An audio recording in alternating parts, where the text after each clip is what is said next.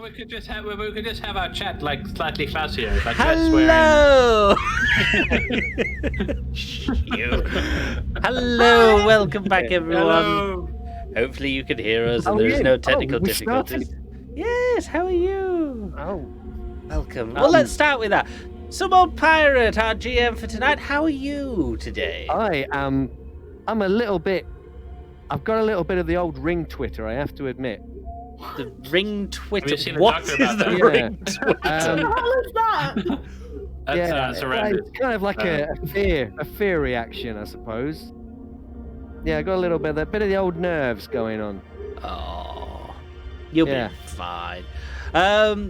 Lloyd Go Boom, welcome. You're here tonight. You're playing Hey. Magnus Langdon. By the way, Yes. I should say we're playing Those Dark Places. If you didn't already get from the stream title, yeah, this is a futuristic space game with horror everywhere. And when you say horror, And It's we, like really future capitalism stuff, like Yeah. Alien and things. Well, it's kind of that kind of vibe, but not necessarily with scary aliens. Yeah. so it's going to be hilarious. Oh, this is going to be great. Yeah, we've got Kadari above me. Real right. Hello, Kadari. You all right? How are you doing? Alright. Very I tried to play this space game in which absolutely nothing will happen. good. Yeah. We've managed to rope you into yet again another game. Meow Nerva over there. Hello, Meow Nerva. How are you? Hello. We're being really formal tonight. It's great. Hello. And Jessica. Hello. How are you? Hi. I'm terrified. I've never played a sci-fi roleplay before, so I've literally got cheat sheets with words that I should know. It's fine. We're all going to die within the first 5 minutes Yeah. anyway. Well, For don't say anyone, that. Words that we should know. What? Yeah. anyone who See, doesn't know. altitude.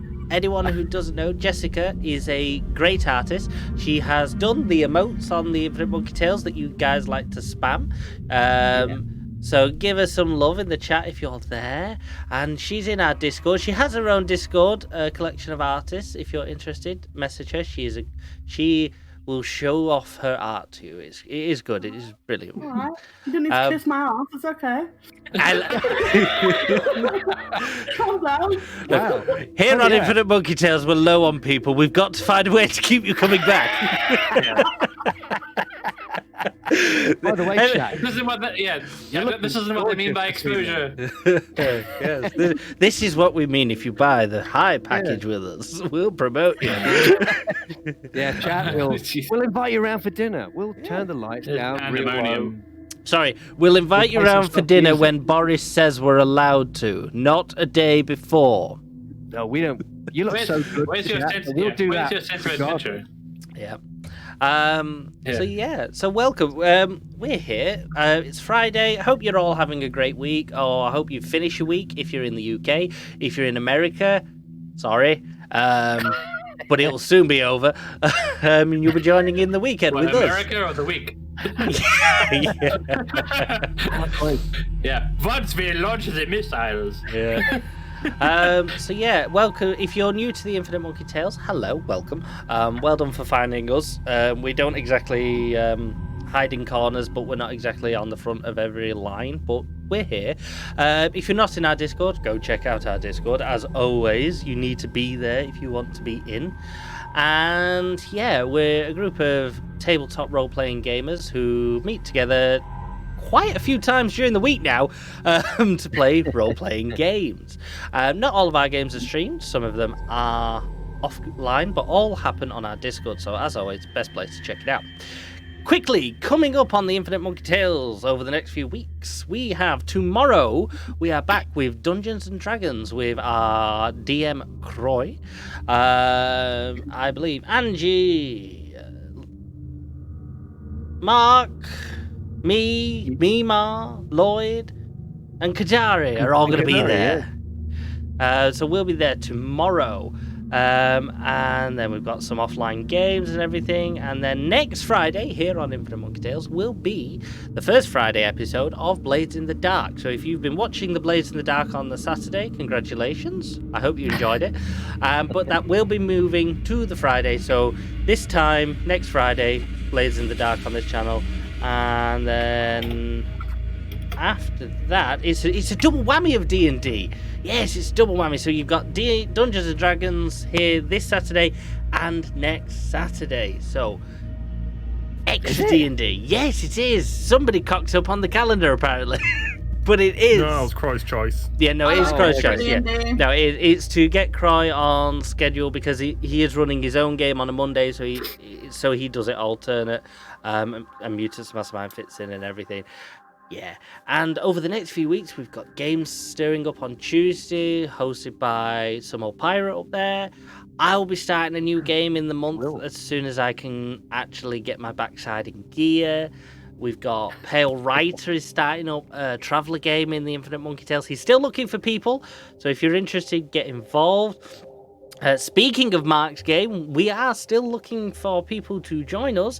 If you head on over to our Discord into the Looking for Players, there is a post there by some old pirate looking for players to start up a Trial of Cthulhu campaign. So if we can get enough interest in that, we will run it. And Trial of Cthulhu is a great game. It's mystery, it's suspense, death, lots of death. But yeah, it's a really good game and it's a really interesting system. So, and if you've not seen any of it, do go over to our YouTube. We do have some one-shots on that. We've done a couple of games. We've done a couple of games on that now. So check out our YouTube if you're not sure, or just ask. Get into the Discord and just ask. I think. Yeah, can we? There's somebody better shout out old Sushi Boy Simon there, who's been painting every day this week. Yes. Sushi is another one of our little secret artists on the Infinite Monkey Tales, and he is doing painting models. All right. Now, at some point, I believe, he may even be here on the Infinite Monkey Tales doing a painting stream on the figurines. So stay tuned for that. It may happen. I know there was interest, and hopefully there is. But hope you're doing well, Sushi. Nice to see you're back again. But yeah, I think I've done everything I was meant to. Yeah, and as always, check out all the people in our Discord under the streaming. We try and make sure that we've got as many people in our Discord who are into these sort of games, so we can throw you over them and show you them off. And there's been a lot of movement lately on our Discord. Thank you to Bong for that. Bong, you better watch your back because Angie's after you. She's gonna give you a job if you're not careful, mate. But yeah, so. I think that's everything we've done. Oh, I should shout out, it is in our Discord in the announcement, Dork Tales are doing an expo this weekend. Over on their channel, if someone could kindly shout him out, they're doing a full-on weekend of TTRPG stuff, and there's going to be giveaways and everything. So if you get chance, do head on over to their channel. I'm sure it's going to be absolutely amazing. They do a lot of TTRPGs. They are American, but they are running all the way through the weekend. So do try and catch them if you can. And with that, I think I have done all the announcements I'm supposed to. Normally it's Andrew who does it. I hope I've done a good job. She has messaged me several times telling me I'm doing crap. So, who knows? I think you did fabulous. Thank you. Aww. Fabulous, darling. Yeah. Fabulous, darling. I enjoyed your presenter voice. Yes, thank you very much. Bruno Tognoli gives it 4 out of 5. So, without further ado, we will hand over to Mark for tonight's game of Those Dark Places. Yeah, I'm a little bit nervous, I have to admit. And I suppose we better shout out that Jonathan Hicks, who wrote the book, who wrote this game, he's the game designer.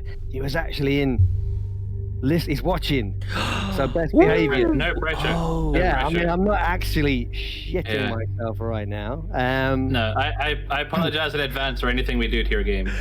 This If anything goes wrong with this game, it's nothing to Yeah. do with the rules. The rules are fantastic. The book is amazing. Yeah. Yes. It's all down to. Well, I Yeah. don't want to blame. I don't want to take all the blame. I'm going to blame some of But these you- guys. Yeah. Blame me. It's fine. Yeah. Okay. Have to well, admit- It's gonna happen.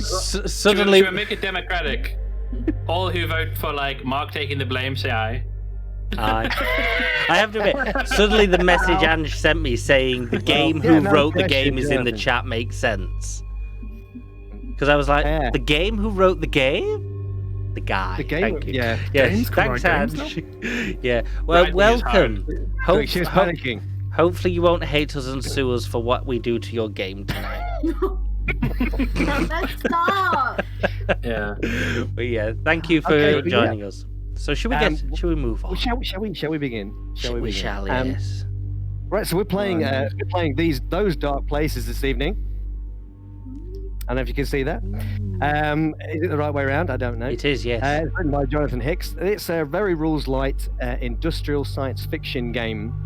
Think films like Alien and Aliens. The technology is clunky. It's kind of old school, but it works. It's easy to fix. And this is the kind of environment you guys are in. And you're playing a group of arbiters. Now, you're nicknamed Colonial Marshals. You're kind of like police, if you like, space cops. And you've been out here for a good few years. Are you asking a question there? Well, that's a question, Lloyd. No, space cops. Oh, Mark okay. is Space easier. cops. Oh, okay, right. Now, if there had been a couple of others there helping you out, that would have made I sense. did. You missed me. Yeah, we'll have a word with the interface with the layout guy. Sorry, Yeah. Karen. And you've had a particularly tough kind of tour. It's been about several years that you've been kind of flying around it here, dealing with problems out on the colonies and these outposts that are out here in space. And you're due some leave, and you've been you've clambered into your long sleep capsules, these kind of cryo chamber things, for a long trip back to Seoul. And it's 40 light years away, so it's a 40-week trip that you're going to be asleep for.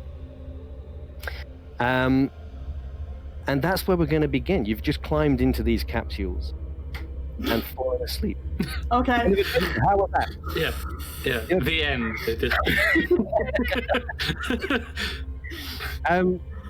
And so we're going to start, I think, with Nico. Oh shoot! No pressure. No. And you're suddenly aware, or you've become aware of the tempophone beneath you. There's like a mild itch from the electrodes that are in your wrists, your chest, and your temples. And the lights in your long sleep coffin gradually begin to illuminate, and it blinds you momentarily. And you're aware of the lid of the chamber sliding up and away above you. There's like a slight change in air temperature, and it causes goosebumps on your arms and your legs. Oh.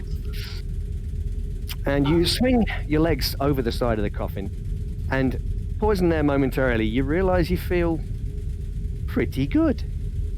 And it's probably better than you should be after like 40 weeks in long sleep. The air is chill. The life support systems must have only recently powered up.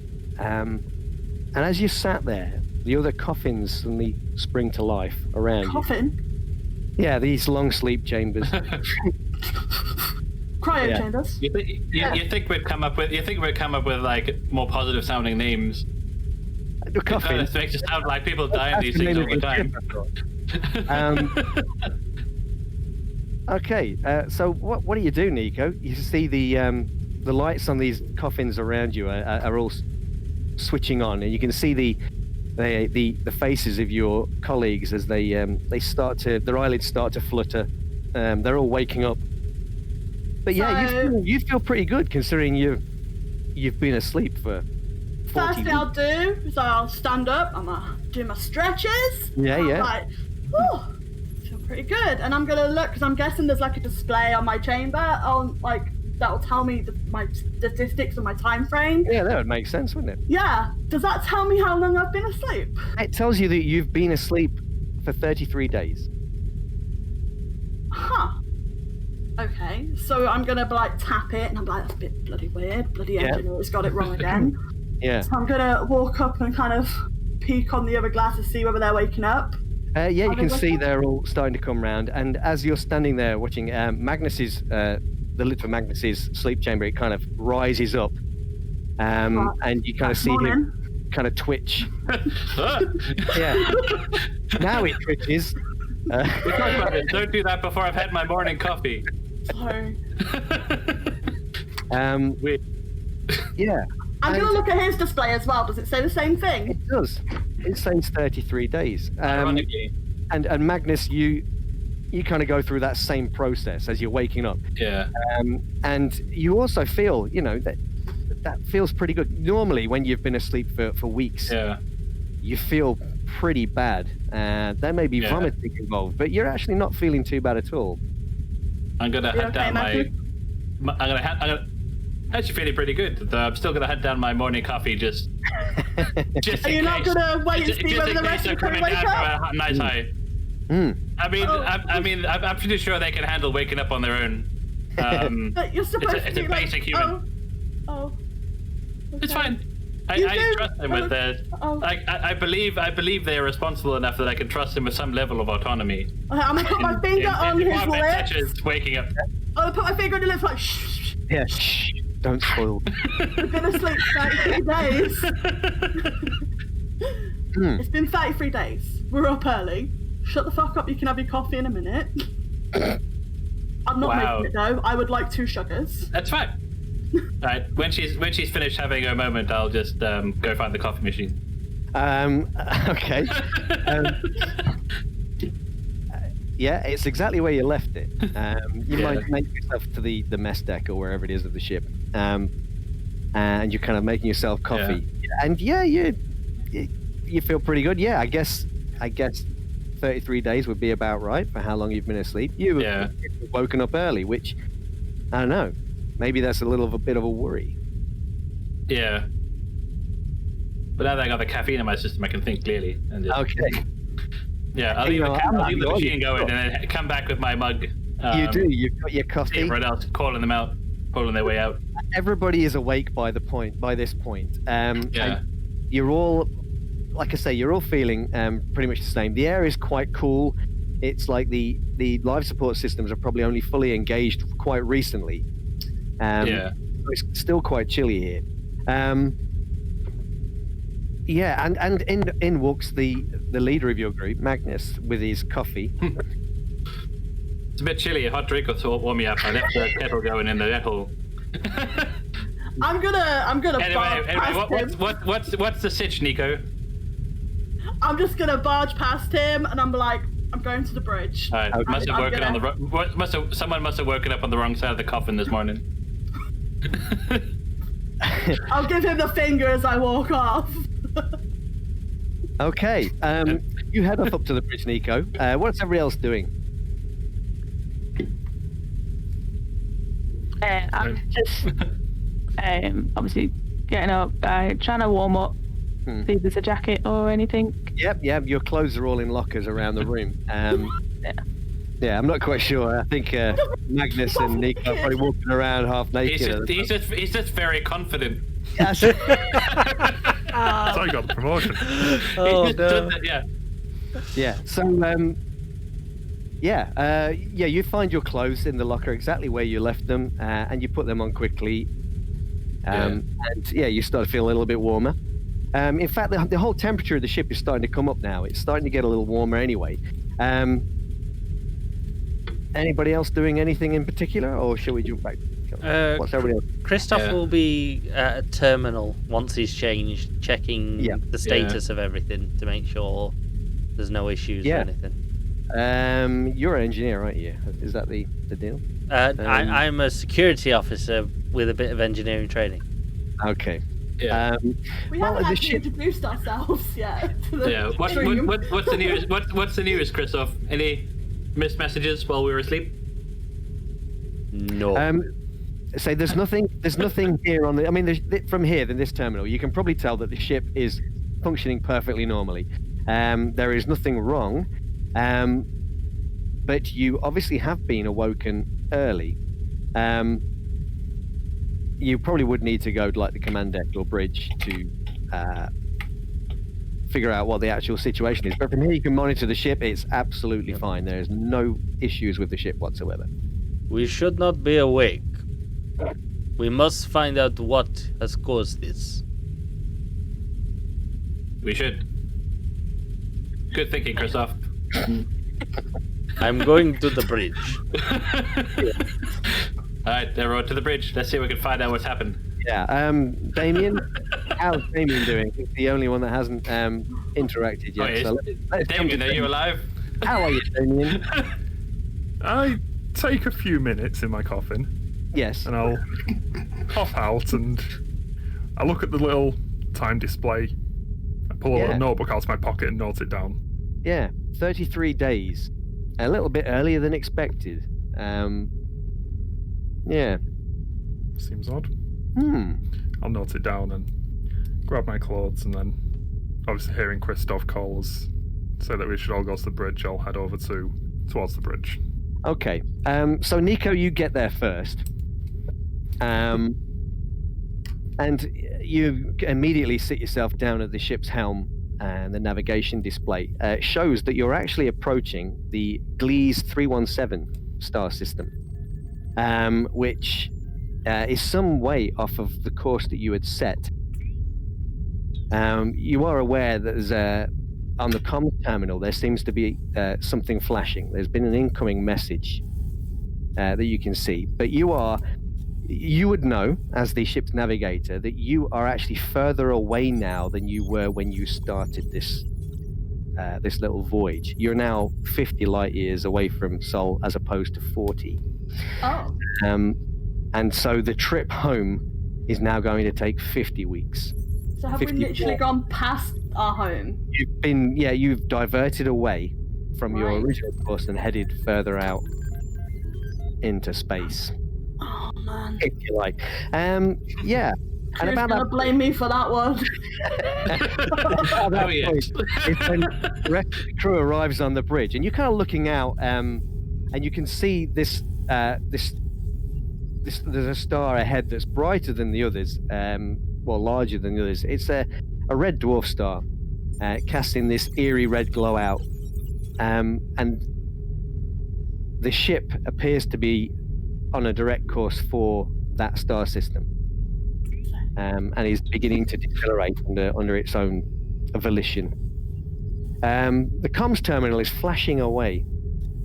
Yeah. Is anyone going to pick up the message? I told you there'd be a message. Well, you are the captain. Maybe you should pick it up. I'm going to start trying to take autopilot off. Are we meant to be heading for that system? Yeah. Or more specifically to that star. It is clearly not Sol.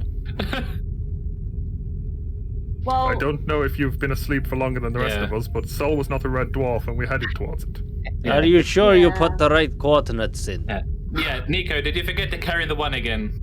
No, I definitely put the right coordinates in. I don't know. I mean, there might have been something wrong, with the robotics and the engineering, but I definitely programmed it right on my end. We have detoured a bit, and we're kind of 50 light years away. We're approaching somewhere called Gliese 317. Christoph's going to turn to Aisha at that point and go, "He says there's something wrong with your engineering." Yep, there's nothing wrong. But I'll go and check. Yeah, I'm going to go check the incoming message, given that Helm's been a bit uppity. Sure. So, Aisha, you go straight over to the engineering panel, and you're relieved to see that everything is functioning perfectly normally.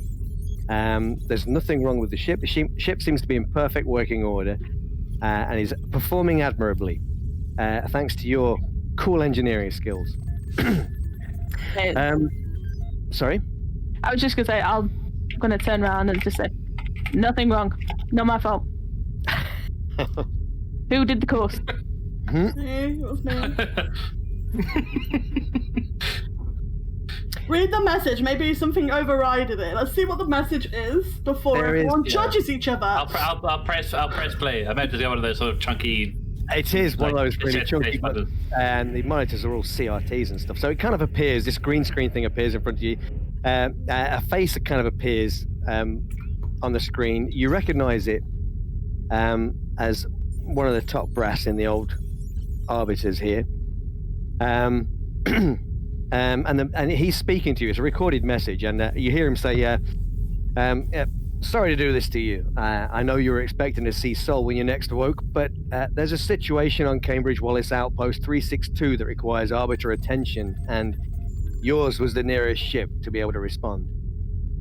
Cambridge Wallace 362 is a mining outpost on the planetoid Anubis in the Gliese 317 system. 15 days ago, one of its administration staff, Carol Thinners, was murdered, and you have been tasked to investigate, find, and prosecute the killer. Normally, Cambridge Wallace's corporate security would handle any crimes that occur on one of their stations, but murder is serious enough to warrant our involvement. You'll liaise with the station personnel for further information, namely Station Executive Officer Rachel McKinnon and Chief Security Officer Anthony Gillen.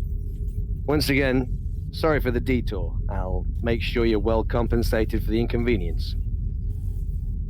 And screen goes off. Told you it wasn't me. Yeah, your ship has been basically remotely instructed to head towards this star system.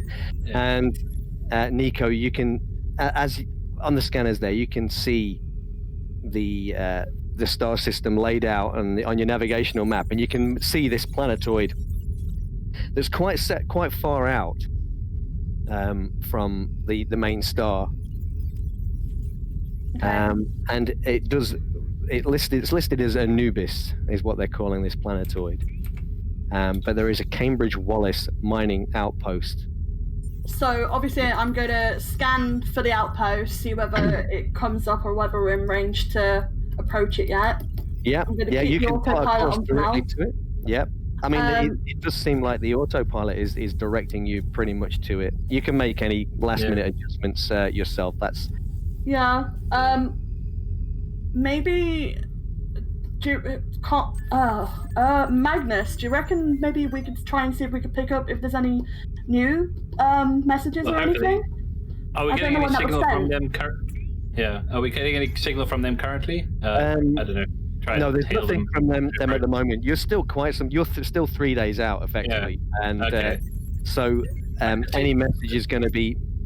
There's going to be quite a delay between you contacting them and them returning or replying. You can send a message to them if you wish. Yeah, let's see if we can get a reply back by the time we arrive to make sure that they're still all functional. Are we the only crew on this vessel? Yeah, there's just the 5 of you. Yeah. Little trucky ship. Is it like an atmospheric ship, or would we have a drop ship, like separate? Prep for landing. I think. Now the planetoid it's very low gravity there anyway, and in fact we can do something about it. It's quite a low gravity world, so you shouldn't have any issue with the ship being able to land. There are landing pads there. There are obviously ore transporters and things like that kind of land there quite frequently, you've got plenty of the ship is very able to kind of land on their landing pad. I'm just going to keep an eye on the map, just for like rogue asteroids and things like that. Just constantly keeping an eye, make sure we don't pick anything up. The crash hasn't anything. And then once, go on. I check. How much time will we need to prep for landing ahead of time? Yeah, I mean it is a 3 day, 3 days out. So effectively that's how long. So it's going to take us about 3 days to get there. So I guess we should just do some last minute checks on the ship, make sure we're all okay. Maybe go to the medical because we woke up a bit early. Maybe I should get some clothes. Yes, that would have, and maybe some coffee. It's good to know your And I was incompetence asking hasn't showed yeah. itself. Sorry, Christoph. Now that we know what's going on, I am going for exercise. Yeah. I mean, there are various routine procedures that you will all go through as you kind of approach this planet. Basically, your ship flips and does like a deceleration burn almost as you kind of make your way towards the planetoid. So we don't have to. I mean, did you want to send a message to them, or was that? Yeah, send ahead, because if we get to make sure we get a reply to everything. Yeah. And that they're expecting us. You want to Don't say have any surprises. or are you? Or we're just gonna? You just want to skip past that? It's fine. Either way. Yeah, I mean, it's just more we're just confirming that we're responding in this case to expect our arrival and to send an acknowledgement that they've received it. Sure, and perhaps within a day and a half or whatever, you do receive that reply back, saying that yes, they're expecting you. Probably got some good news. Oh. Okay. It's better than last time. Yeah. Yeah. And so That's ominous. Well, this took a turn. Yeah, all the lights are off now. and so It turns out Nico Snap is going to kill us all. Sorry, Yeah. we turn them back on. and after your 3 days, you approach the planetoid known as Anubis. You make your way down towards the planet's surface, expertly guided by Nico, until a nice soft touchdown on Into the the side of a landing mountain. pad. Yeah. If you like. Yeah. So Yeah. sure. The ship lands on the big landing pad. You've been told that you'll be met at the launch pad by a member of the security team. And on the ship's locker here, you can take out a weapon. You've each got a dazer each. Now, a dazer is like a stun gun. It fires a dart that will stun your target if you hit. Yeah. And render them unconscious, most likely. There is also a ship's locker that has 2 security pistols and a shotgun, but they are locked away, and they are generally not allowed on the station without explicit permission. Yeah. So expecting to have to wear suits outside of the buildings on this planet? What's From in here, that? you shouldn't need a pressure suit at this moment in time, but yeah, the atmosphere is there's no atmosphere on the planetoid at all. The entire station is pressurized, and it kind of sits there, massive in front of you. This large structure. You can see like a cloud of dust that's kind of rising up in the tiny atmosphere, the tiny gravity, as whatever is going on below kicks up dust beneath this entire mining station. What do you? I mean, you've obviously all got a dazer. I mean, you can take pressure suits across as well. That's absolutely fine. If you intend to go outside, you will definitely need a pressure suit. Yeah, but if we're not expecting to at the moment. No. I don't expect we need to. There'd be no reason to take a suit for no reason. Unless... No. What's the plan, guys? Are we all gonna leave and go out, or are some of us gonna stay on the ship? Which one are you volunteering for? I mean, Security? I quite like staying on my ship, so... Security, Your what's your ship. assessment? Good stuff. I mean, I fly it. Yeah, I mean that doesn't guarantee ownership. I fly it. Yeah. Yes, it means you have a job on my ship. That's fine. Thank you. What are your orders? So you say that? What are your orders, they're coming to Captain? Victor. Yeah. I mean, so long as we, as security is confident we can securely lock down the ship and no one will gain entry, then we won't need to leave someone behind. Yep. They are coming out to meet us, so we can see, once we meet them, we can do an assessment of our own and how trustworthy we think they are. I can ensure And the plan ship is accordingly. locked. Cool. So we can disembark when people are ready, dressed, coffeeed up. Sure. So you kind of and happy descend. with- yeah, and then and lock up the ship behind us. Yeah. And don't die, security person. And Christoph like, will secure the ship. You're going to secure the Yeah, I'm ship gonna with secure, landmines yeah. and Yes. yeah. Turrets, automatic machine guns, fire traps, everything. And stupid. Yeah. If you can't quote the Communist Manifesto, then you get shot. Right. So, Thank you for the sub. yeah. My goodness. Thank you very much indeed. Right. So, there's like Oh wow.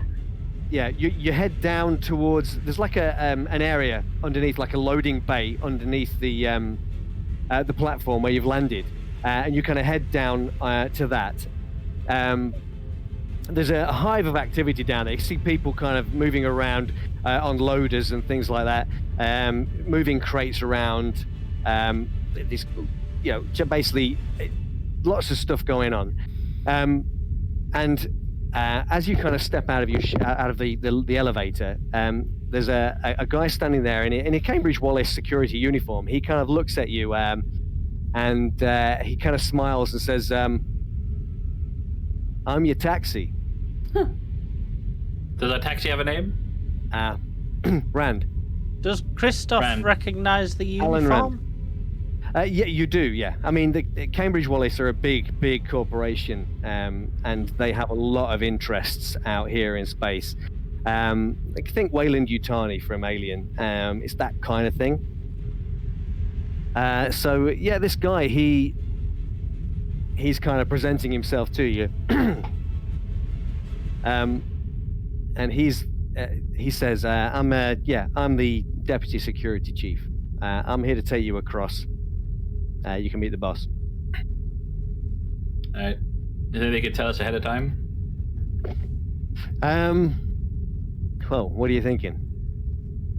Why are we here? Well, get a lay of the land. Well, we're here because of Carol Thinners. According Yeah, to yeah. IMT. Yeah, it was Ah. it was pretty bad. I was Someone there got whacked. when Yeah, were you there? they found Did that. you I know was there when they found the body. Did you know her at all? Or Other? I knew of her. She seemed okay. She worked in administration. She was quite popular. Yeah, it was. It was a mess, I tell you. It was a real mess. I don't know what the hell. Whoever did that Yeah. to her, I don't know what they were thinking. They must have been out of their minds or something. It was. Well, someone's probably very angry. angry. Is there any What's the situation like here? Is everything functioning normally, or are there any kind of aware of any anti-corp sentiment No, working? no. It's all fine. I mean, I knew. Well, I say new. She's been here for 3 years. New exec. She introduced some new ideas. There's a little bit of resistance from the miners at first, but they've seen the benefits now. It's New ideas? yeah, sure. I mean, the miners here, they're not salaried. They're all contractors. You know, they choose their own hours. They get 0 paid hour for what, gigs. yeah, they get paid for what they mine. Yeah. Anyway, kind of, he gestures towards this squat kind of rover vehicle that seems like something that would be suitable for traveling across tricky terrain in a low gravity environment. Yeah. Cool. And Hello, everyone. the door swings up, and you kind of climb in, and he takes you across to the main station, which is gigantic. This gigantic, basically, it's almost like a huge drill that's kind of sat with this structure on top of it, and it kind of digs down into the planetoid. You can see all of the crud floating around in the in this low gravity environment around the station as you approach. He drives you along through this terrain, which is rugged. It's quite difficult. Lots of crevasses and kind of steep valleys and hills that he's driving you through to get across to this station. He drives into the lower part of the station where there's a dock, and the door kind of closes, and he says, well, the artificial gravity should kick in around here, so you should be fine.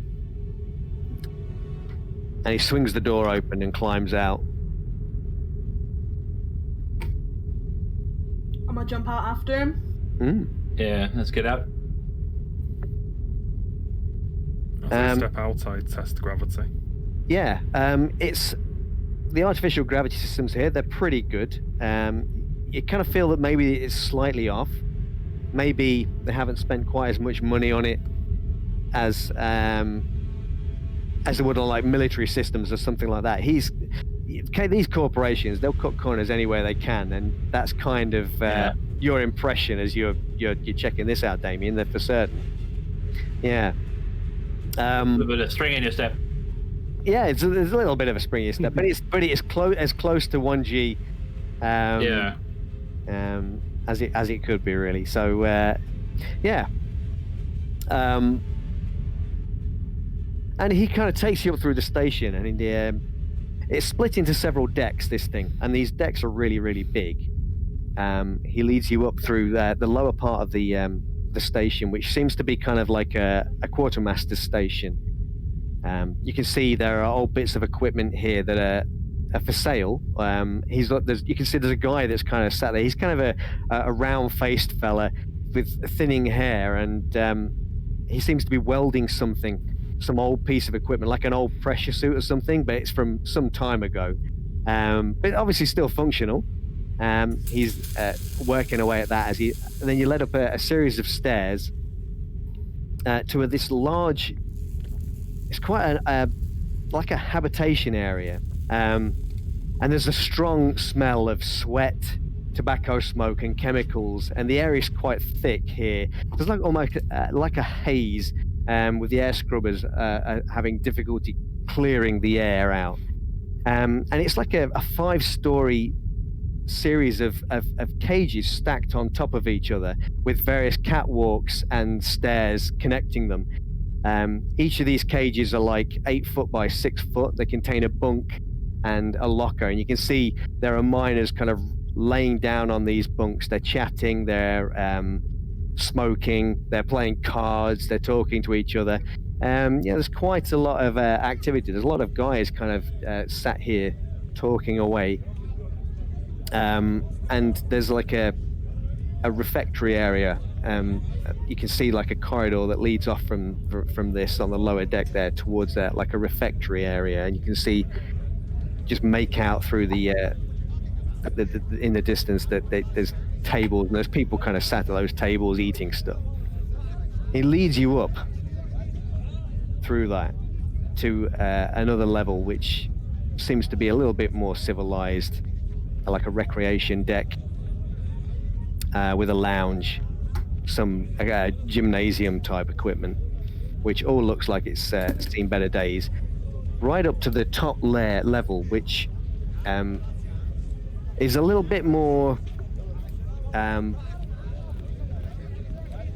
it's less utilitarian, I guess. You know, there are kind of carpets in this area, and clearly these, you can see, make out some kind of staterooms. And he leads you along this long corridor, and you can see these numbered staterooms either side, and like a blue velour carpet that you follow through. But it still looks a little worn, and there's still that kind of thick, kind of heavy atmosphere. And you arrive at a door which has on it SEO is the designation on the door. Yeah. And he kind of pushes the door open and gestures you in. Step inside. Okay.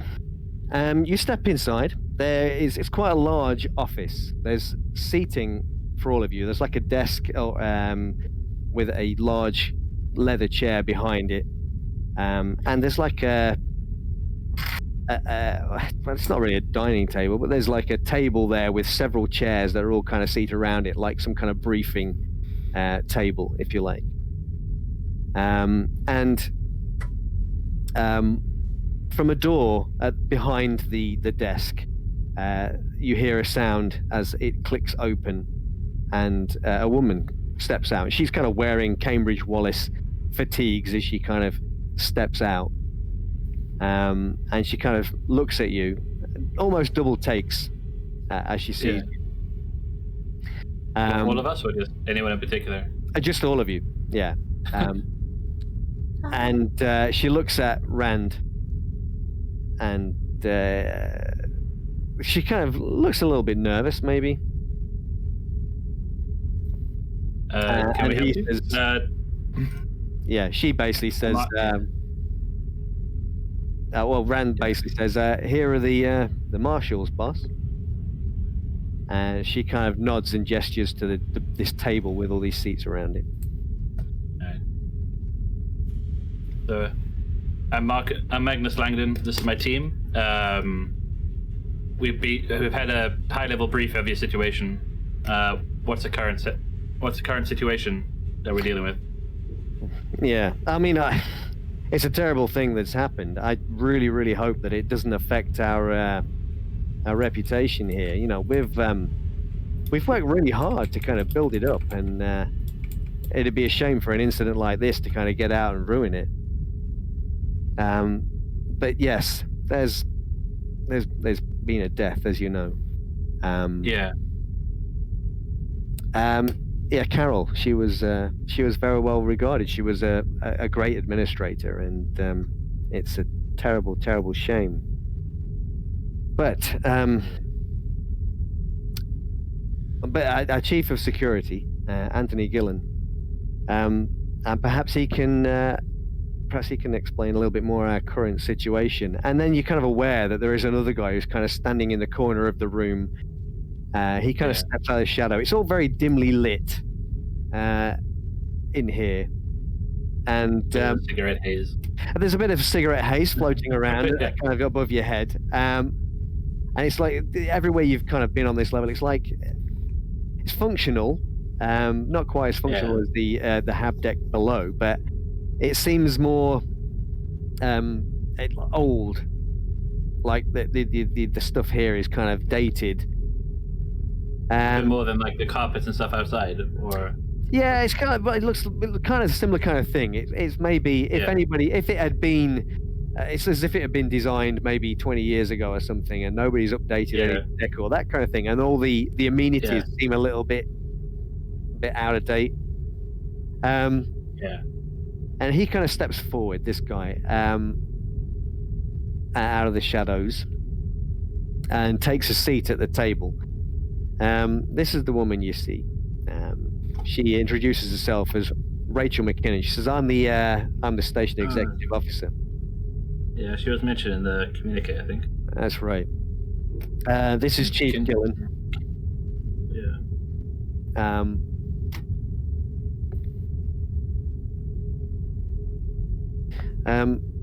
And Gillen, he's kind of sat there. He's kind of got a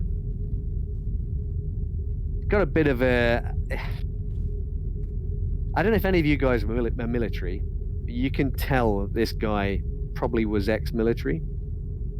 Yeah. He's served at some point in the past. He seems kind of... he's given like a competent kind of bearing to him.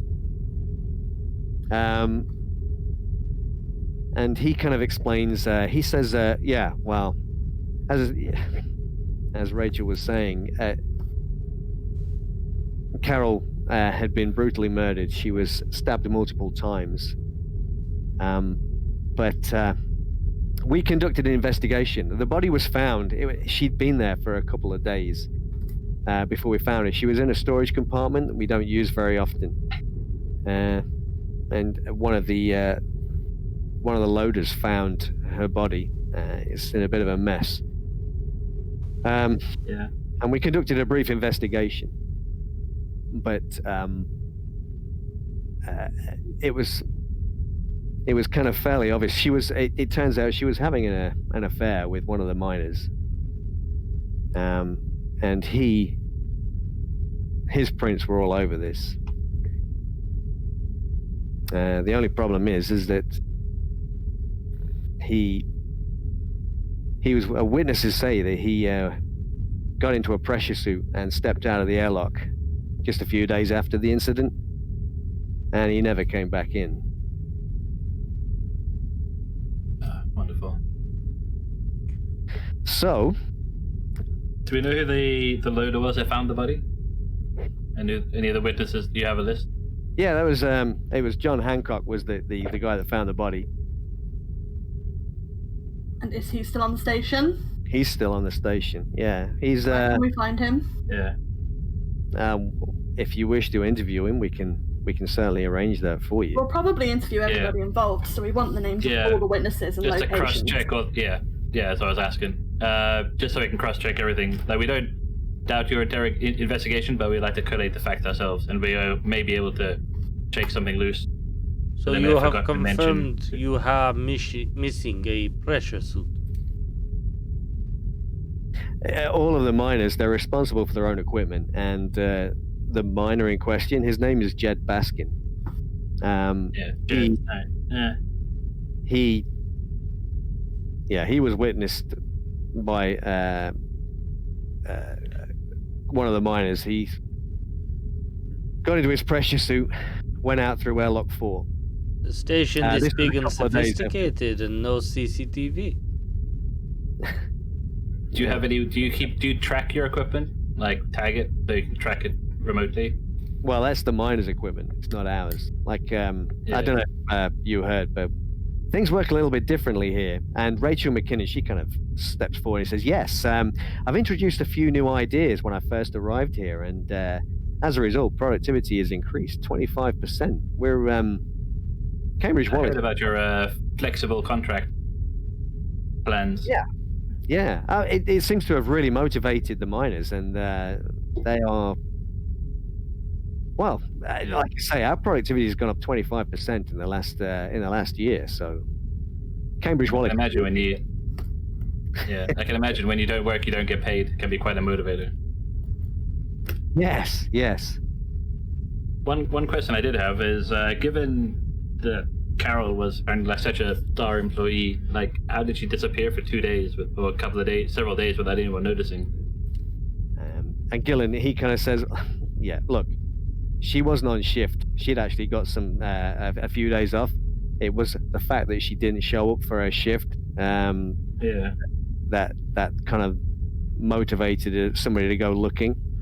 So who was the third party in the affair? Sorry? You said she was in an affair. Yeah, it turns out Carol. Well, Baskin does have a wife back on Earth. But these guys, they're out here for a long time. Yeah. I guess How often do ships leave this planet? We have a supply drop every 3 months.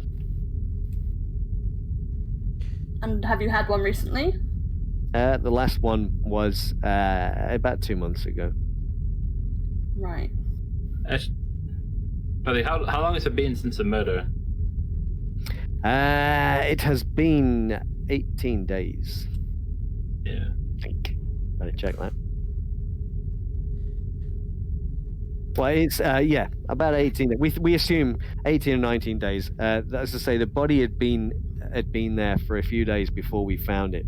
How long do Dr. Harris he seemed to think it was probably around 18 days that the murder took place. Yeah. How long would a pressure suit last? A pressure suit. Well, here a pressure suit will last no longer than 24 hours. Which means he's either dead or he's got a supply somewhere. Or he came back in somewhere else. Is there any other facilities in the vicinity he may have gone to? I'm afraid not. Are there any other entrances he may have used to come back onto the station? No, there's no way he could have got back on without us knowing. Your friend mentioned CCTV. Of course, we have CCTV cameras around the station, and we've checked them. There's been no sign of him returning. Well, you say he couldn't have got back on without you knowing, and yet he managed to kill somebody without you knowing. We don't have cameras everywhere. So he could have got back on the station. There's cameras, I assure you, based around every airlock. Including I'd like the to one see he them. left? Yeah. Yeah, on the left. If you wanted to look at Yeah. it, if you were to see him leaving, we've already checked it. Yes, he definitely leaves via that airlock. It would be good to see this footage. Yeah, security can get that. We need to check with this Dr. Harris as well, because he would have performed the autopsy, or whatever passed for an autopsy with. How did Yes, the please. murder happen? What was the weapon? She was stabbed Did they find the weapon? times. Appears to be They some found- kind of knife of some kind. No, they didn't find a weapon at the scene. What's happened to the scene now? Have you left it knowing that we were coming? Or have you been stupid and cleaned it all up? Look, I can guess. we're It's professionals. been like 3 weeks. It's been almost 3 weeks.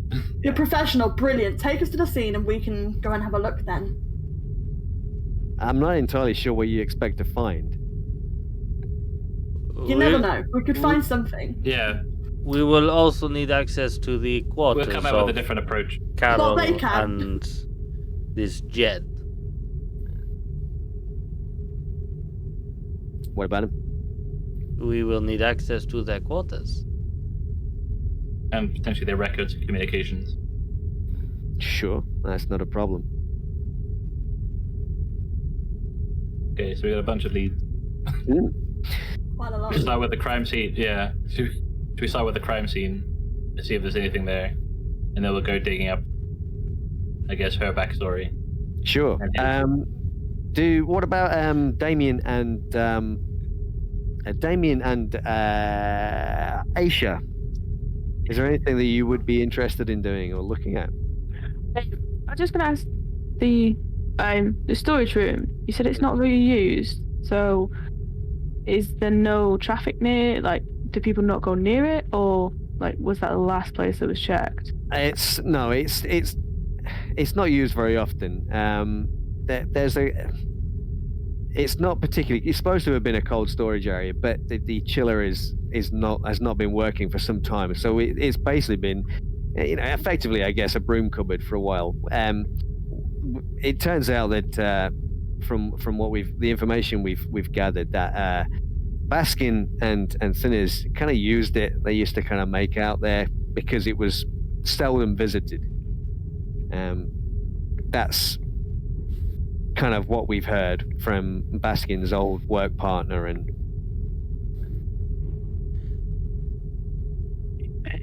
Yeah. But we So can at is least his work partner? yeah, each of the miners they kind of have a work partner that they go into the mine with. Okay. What's the name of the work partner? Would that told be you in about this? Hancock or someone else? I'm just wondering if I even wrote it down. It's Quickly not randomly relevant then. No, It's not him. You cross that off the list. Um, Yeah, it's Mr. Alien. it was Merrick. Merrick. Yeah. Christoph's going to want to see the footage of the guy leaving the airlock, and then he'll want to map out the dead spots around the outside of the station, because he believes that this guy could have got back in. So Okay. he's going to want to Yeah. see if there's any key locations where that might have actually happened. What about the inside of the station? Well, if he sees the footage of him leaving, he knows he at least went outside, so then he'll track him from the inside. No, I kind of meant like if there's any footage like near the storage for the path to where he could Oh have yeah. gone. Christoph's gonna go over through all the CCTV footage. There you go. he's gonna, yeah, Don't go through CCTV. Shut up, bro. yeah. Yeah, Damien. Is there anything that Damien wishes to do? The only thing Damien's been doing so far is taking down notes, but hearing Christoph say he'll review the CCTV, Damien I will accompany you, and I can make the calculations how far he could get outside on limited oxygen. Yes, it would be good to have a better pair of eyes on this with me. Excellent. Yeah. I feel I should mention to you that once we were aware that Baskin had left the station, we did go looking for him. Rand and myself, we took a rover. We went out looking for him. We didn't find any sign of him. You didn't find him outside? You're sure he isn't inside? He has to be somewhere. Unless he is a ghost. Yeah, he doesn't just disappear. I don't know if you've seen what it's like out there, but there are crevasses, there are many things that a body could fall into, and we would never see him again. I would think you would want to make sure, though, for certain, that there isn't a murderer still on your station, no? Probably, I think they're probably finding the route of least paperwork. Ah, At the end of the day, Conspiracy. you detoured our ship. You wanted us to come here. You know, we're here, so we're going to do a thorough. It wasn't our choice that you come here. The superior is probably this. You know. At the end of the day, we woke up early, and I'm pissed. So. We are, and I'm sorry. you may be confident that he's not back on the station, but I am not. Yeah. Murderer always returns to the scene of the crime. Yeah, and if not, then potentially somewhere within 24 hours of your station is a safe place that you don't know about, which is probably also more of a concern. It sounds crazy to me. How- I figured this guy basically committed suicide. He decided that he couldn't live with what he did and took a walk. How soon did you go to find him on the rover? We drove out there. We were out there for a good few hours. But how soon Like from how the long murder? after he left the station? It was the day after. A day. Look, the body was found. The body was found. We conducted an investigation. We realized it was Baskin. We were out at the earliest opportunity. We were out there looking for him. Now, that may have been over 24 hours after he left the station, which means he was already dead by that point. Or he was already back in the station. Yeah. Like I said, when you find him coming in. Christoph, when you double check the tapes, you should see if there's any actual evidence that he got into a pressure suit. In case he had a mechanized kind of like infection. I will be very thorough, Captain. Good boy. Can we I had a question. Carol's body? Yes. Okay, I want to go and check it. Is that still with Dr. Harris? Dr. Harris, yeah, that's certainly. Down in the med center, there's a... there. Yeah, I'll check with him. Sure. I can take you there myself. Cool. I'll go with her. Okay. All right. So... I'll go check the. I guess. Should we do that first, or should I go? Because I thought we were going for the crime scene first, while these other guys did. What people did a different thing. Well, I mean, you can. I'll go look at the crime scene while these two other guys split up. Sure. Before we leave, I'm gonna turn to Magnus. I'm gonna say, make sure you find out what she was an admin of as well. If there's any promotions or anything, don't trust these guys. And then I'm gonna walk off with Yosha. Which is why I want to go through her records once we've got like this first wave of investigations done. Well, let's. I mean, the chief of security, when he hears Nico kind of say that, he gives a long, hard stare. Yeah. I think mentioning not to trust these guys right in front of these guys is probably more the red flag than anything else he said in that sentence. It's fine. I'll stare back like a staring contest, trying not to blink. Okay. I mean, he's private military, so he probably could have. Yeah, well, I'm Nico. Also, he's probably had his coffee. I have it, so my eyes aren't twitching, so I'm gonna win. So, I'll ask them, so because we can cross-check this later. Like, what was her admin capacity on the station? She was basically she dealt with the supply chain and the arranging for the ore freighters to kind of. She's part of the team that kind of arranged for those guys to. And the supply drops you get every few months. Yeah. It was basically when she describes the job to you, it doesn't sound particularly exciting or interesting. It's just like an admin job that probably would pay minimum and be incredibly dull. But that's what she did, and apparently she was good at it. Yeah.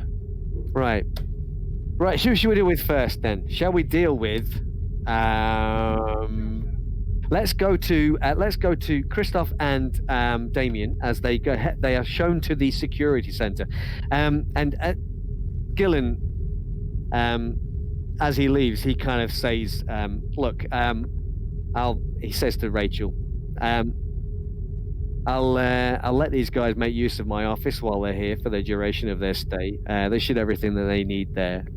And she kind of nods, and he takes you down back the way you came, effectively, to where the quartermaster was, and through the back. But through the back of that, he leads you into an area which has a large kind of door in it that basically says security center, and you kind of led through this kind of rather narrow, imposing kind of corridors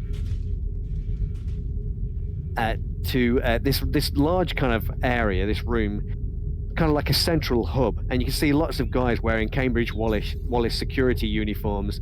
They're kind of staring at screens and talking to each other. There's kind of this strong smell of coffee and cigarette smoke in here, and there's that haze, that perpetual haze that's kind of hanging in the atmosphere as the air scrubbers struggle to remove a lot of the crap from the air. And there are two offices that are kind of off either side of this circular area, and he kind of leads you to one. The door kind of swishes open and allows access to this kind of dingy office filled with various terminals and screens that are all showing different parts of the station. And he kind of pulls a chair up, so there's two chairs there, and he says, "Right, this is my office. You've got full use of this for you while you're here." Now, there's a thing with the CCTV. Obviously, we have certain privacy restrictions, and so there are certain areas that you would need to apply for permission to view. And how do we reach you? By comms? Legal. You just arranged them by comms, and you know immediately from that point that's like you've got to speak to Cambridge Wallace Legal, which is probably several weeks before your message was reached them and then come back. But he seems very forthright when he kind of mentions this. These miners, they have a right to their privacy, you know. Is this normal within the context of the universe? Or, as colonial marshals, could we force the point? Not really. You know that Cambridge Wallace, they're a very powerful company, and they could. People are afraid of them because they will bring a lawsuit against people for violations of ridiculous things. So you imagine actually they probably are quite likely to be serious when he says that. Of course, if that's the case, I expect that you have already checked the footage and anything vital you'll provide us with, unless you wish to be helping the murderer. Look, I've already explained to you what happened. Yes, you have explained, and there are many holes in your story. So Really? let us do our job, and we won't bother you as long as we need to. And with any luck, we won't have to go into any of these black box with any finer detail. I mean, doesn't like the privacy thing you were talking about before. But if rather than like the holes in his story of murder. If you have a map of the station highlighting the areas where you don't want us, well, you're not allowing us to see, it would be most helpful.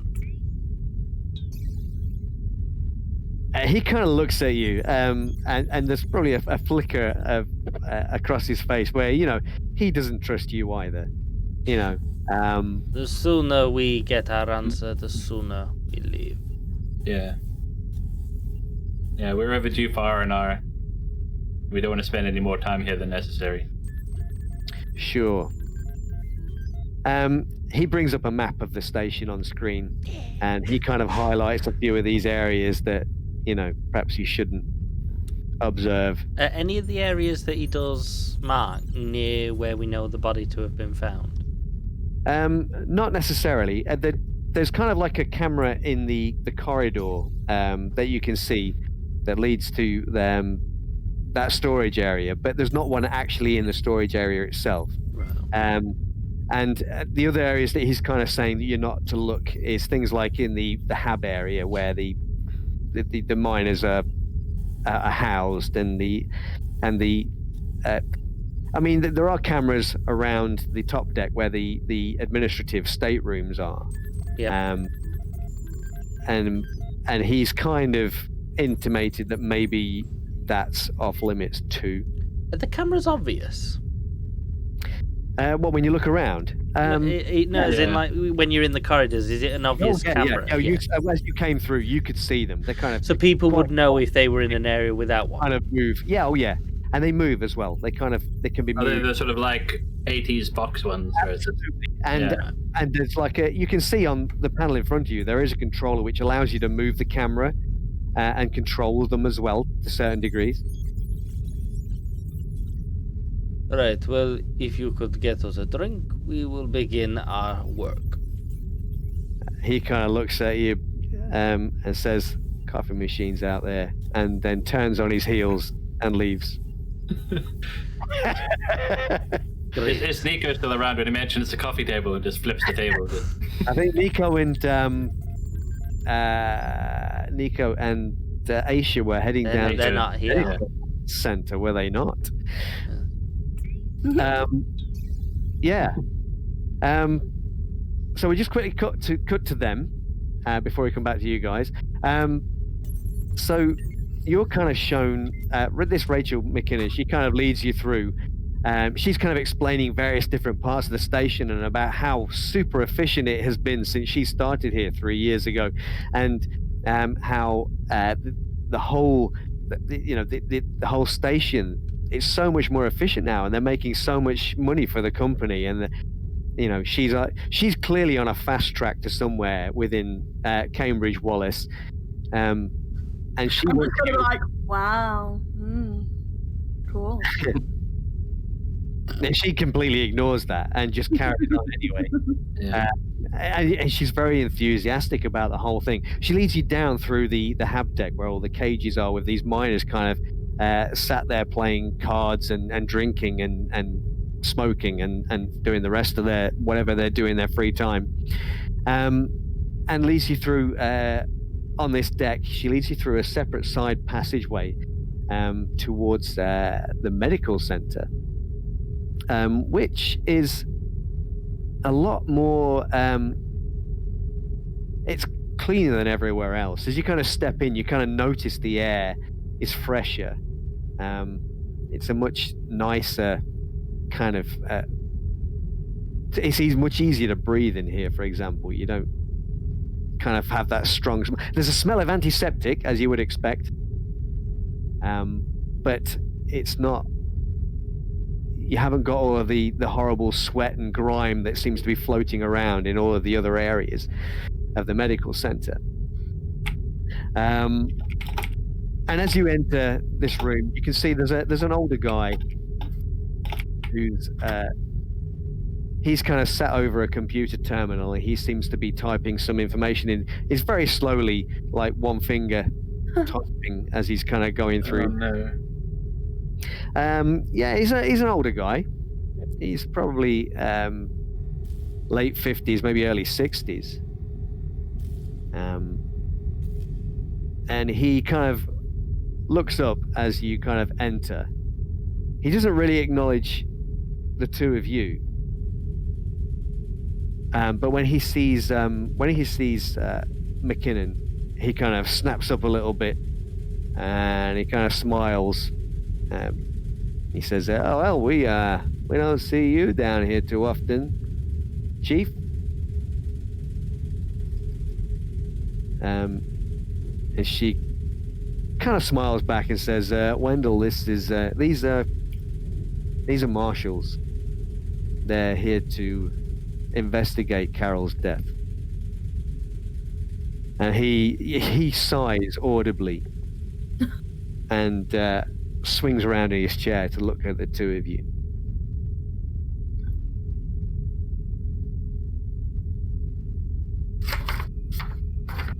I'm just gonna nudge Aisha forward. Go forward. Time to speak medicalese. You're up. We don't have to worry about all the jargon. I don't understand it either, so let's just... we'll pretend we're speaking medical jargon if you want. Yeah, I'll hold my hand 15 out times. Yeah. and say, I'm Aisha. Nice to meet you, Dr. Harris. As stated, we're here to investigate Carol's death. So any notes on findings, autopsy, I'd like to have a look at. You want to see the body? Yes, that would be helpful as well. Well, I'm warning you. It's not a pretty sight, he says. Okay. And he stands up as if it's too much effort. And with another sigh, audible sigh, and he kind of makes his way across the med center through a door at the back. He kind of gestures you to come through. And you're in a room that's a lot cooler than the area outside. There's a wall that seems to be kind of lined. There's maybe 16 drawers there. And on one of them, it seems to be scribbled the name in almost like a Sharpie pen, as if somebody couldn't care less. It's just written Carol Thinners on a little card that's stuck on the door, like a wipe clean thing. And he quite theatrically kind of pulls open this drawer, and as it kind of pulls open, it kind of opens out onto almost like a table, so to allow access to this body. You got quite a nice view of this was obviously a body that's kind of covered in like a sheet or like a plastic, almost, it's kind of opaque but almost transparent kind of sheet that's kind of draped over the top of it. And he kind of looks at you, and you're not sure. Maybe you even perceive a little bit of a smile as he throws back the sheet. Yeah. Now, does Aisha have medical training? She does, doesn't she? Yes. Yeah. Nico doesn't, does she? Nope. Okay, so Nico, I'm just there for moral support. I would like you to make a pressure roll then for our first pressure. Oh, first roll. All right.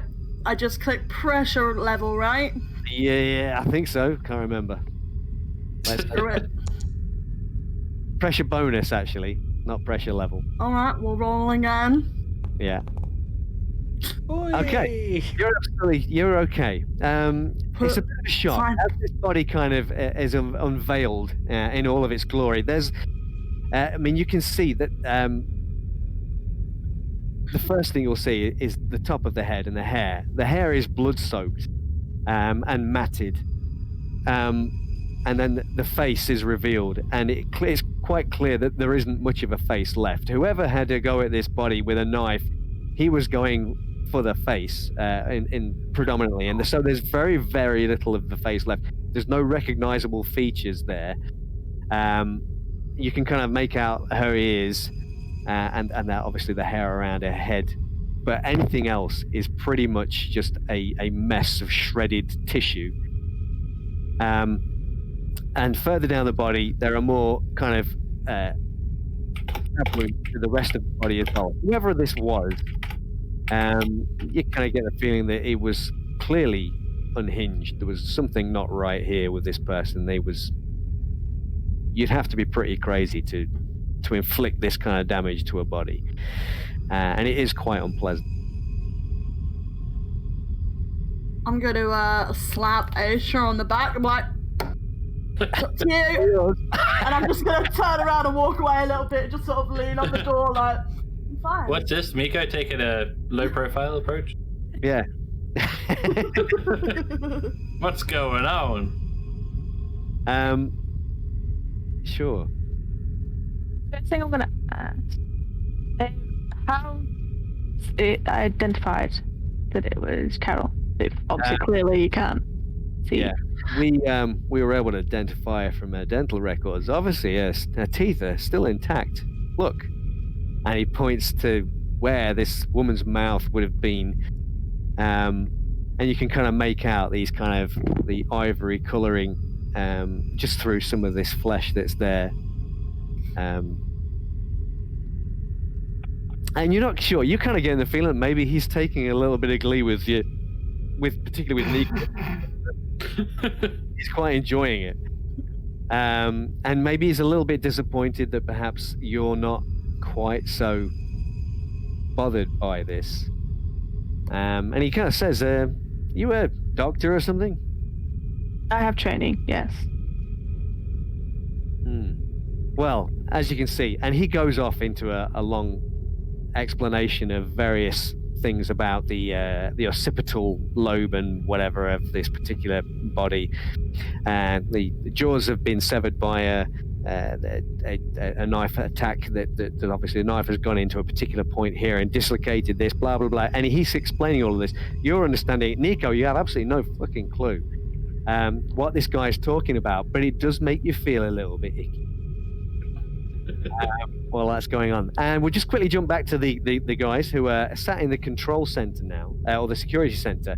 And you're kind of going through some CCTV footage. What was it you were looking for? You were looking for...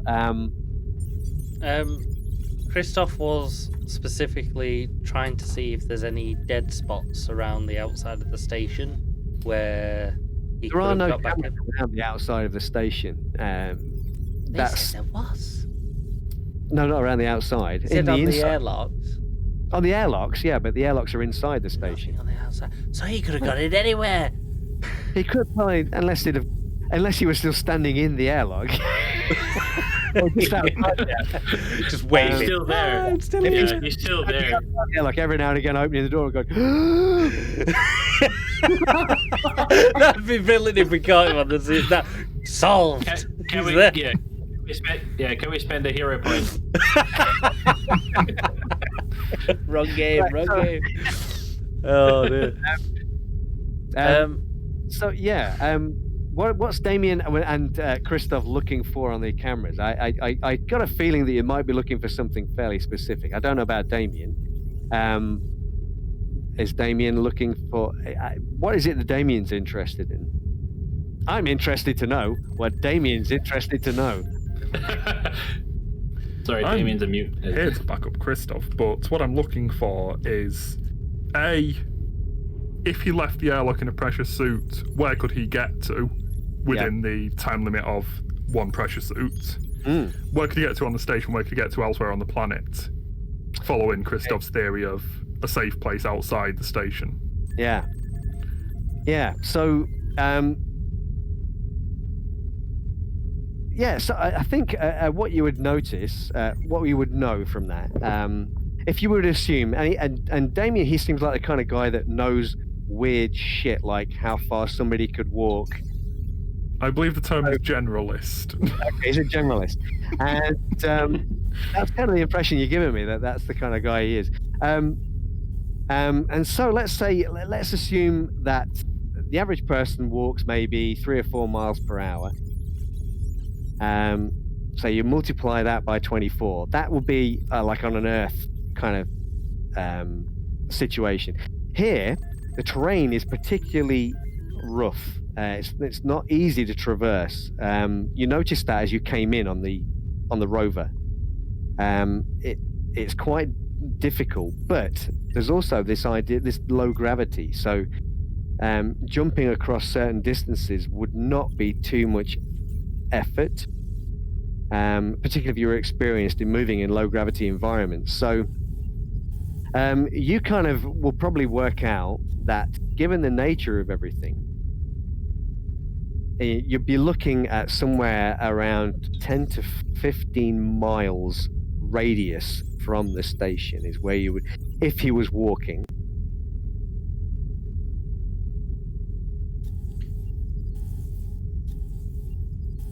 And Scribble in my notebook. yeah, and this is the only thing is, Damien's probably a little bit pissed off about the fact that he can't really account for the terrain because he doesn't know. Yeah. Christoph, can Christoph look at the files on this Jed on the basis of he's thinking that if he has gone to a location that's not this station, he must have previously been there on like work or something to know about it.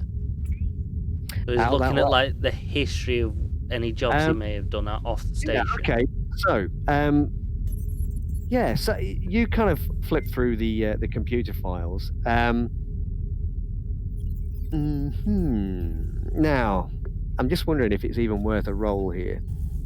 I don't mind a roll. I like Should rolling. we do a roll just because? Yeah, I like do a rolling. Yeah, so you get like a critical success, and he still has to tell you no. Yeah. You don't find anything. Yeah. This guy's a cipher. We don't know anything about him. Yep. So we're going to use education, I think, for this. Oh no! Don't use education. Damn. Your security, right? I'm security. Yeah. So I'm going to give you. I'll say you can use your +2. Okay. On this to kind of, and it's not going to be a difficult role, I don't think. So let's see if you can. Look at that. Okay, right. So, you kind of call up Jed Baskin's kind of work record, and you find out that he's been working here for.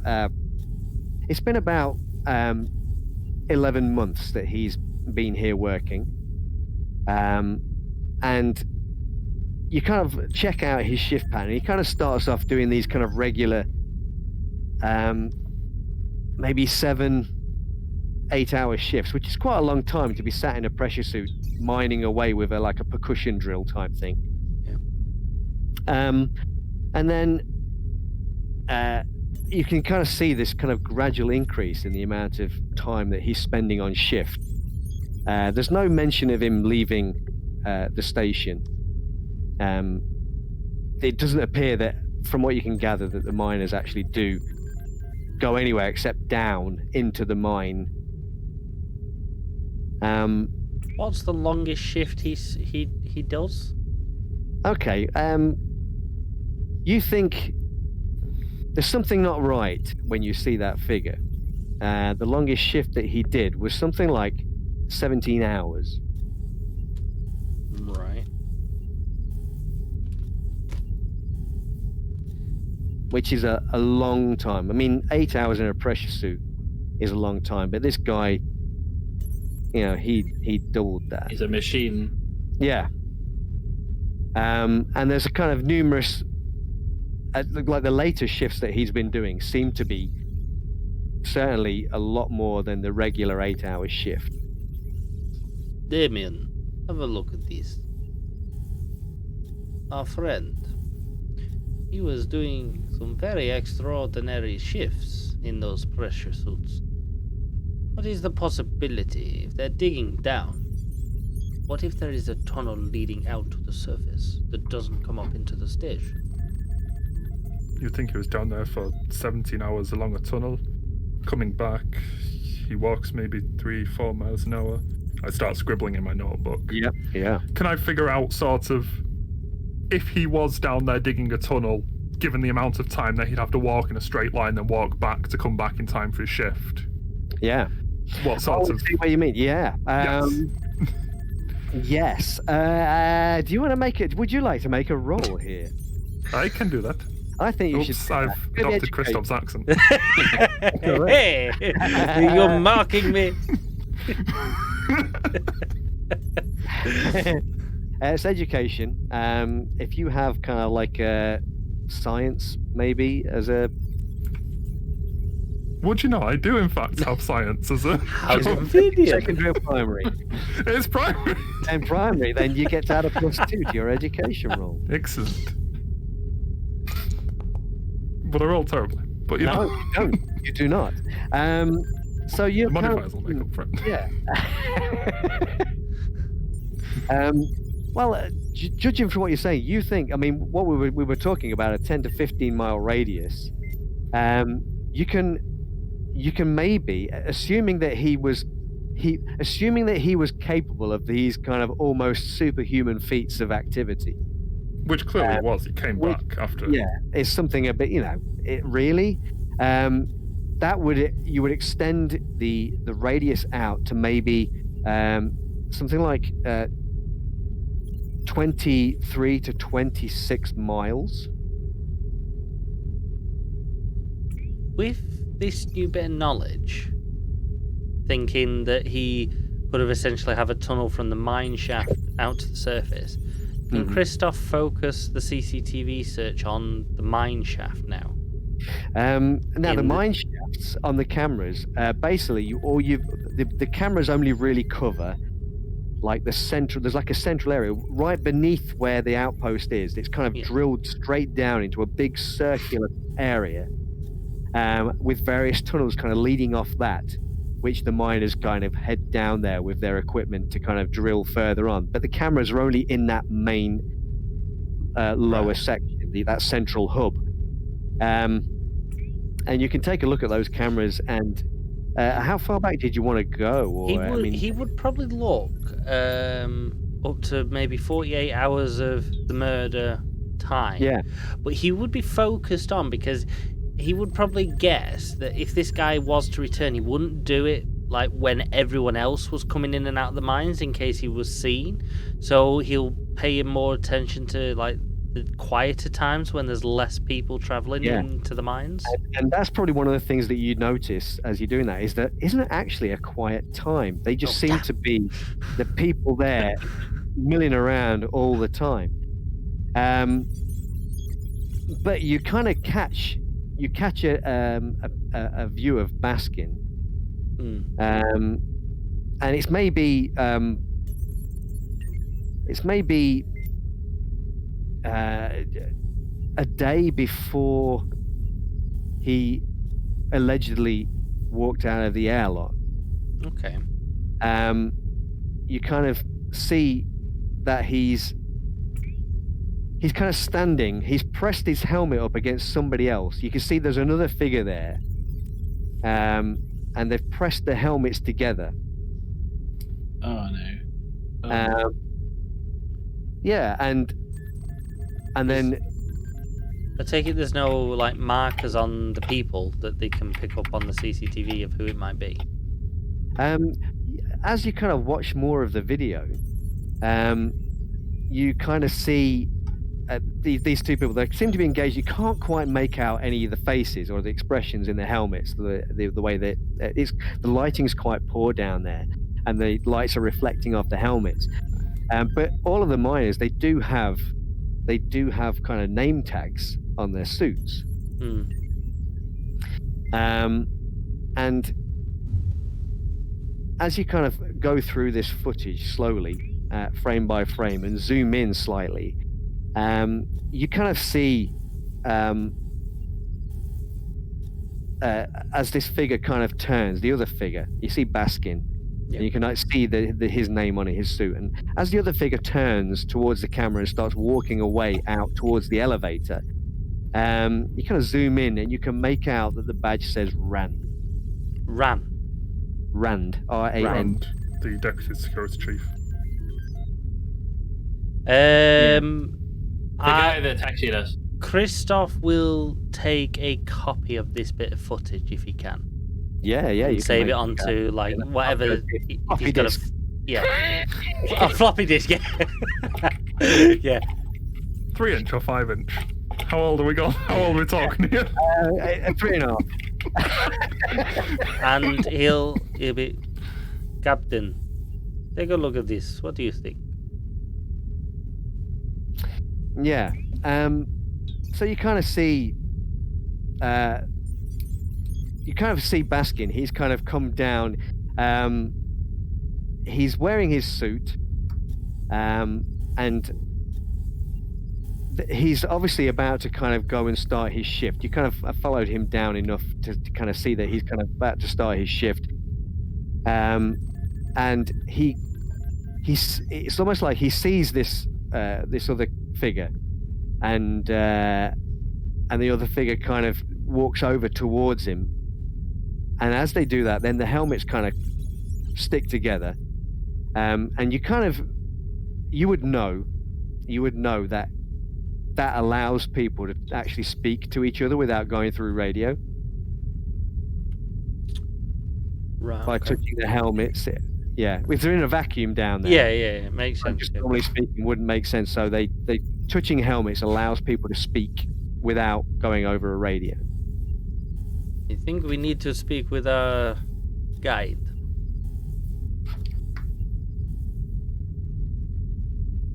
He didn't mention this. He didn't mention a lot of things. But to be fair. that doesn't solve your theory about the tunnels. I wonder whether we may need to explore the tunnels personally. Are the records of...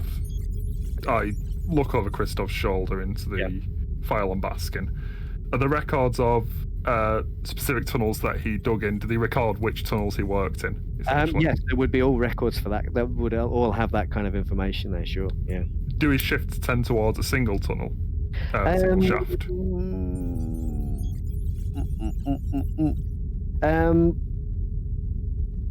Yeah, probably yes. Right. They would. There'd be a particular tunnel down there that would. I'll point it out to Christoph. He tends to work in this shaft, so if we're right about tunnels, it's probably here. The airlock he escaped through, is it the nearest airlock to the scene of the murder? No. Is it the nearest airlock to this tunnel? The murder occurred, and then it was some time afterwards that he left the station. But it was, right around. It was close to when the body was found. That was when he'd left the station. Was this airlock that he left on the similar side to where this tunnel is? Roll me a d6. Roll well. Oh, I'm rolling 2 now.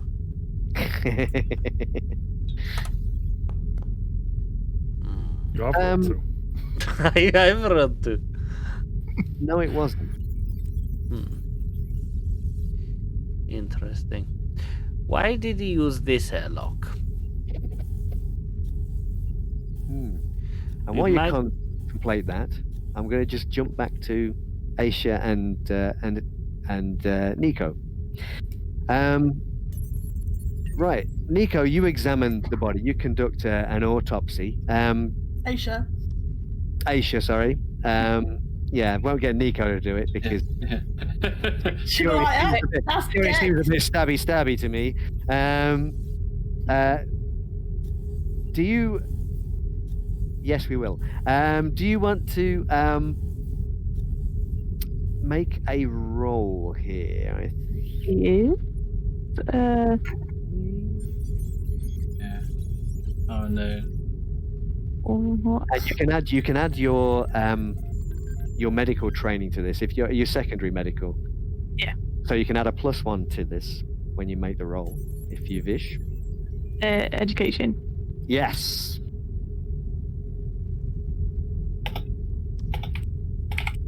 Yep. Oh, no.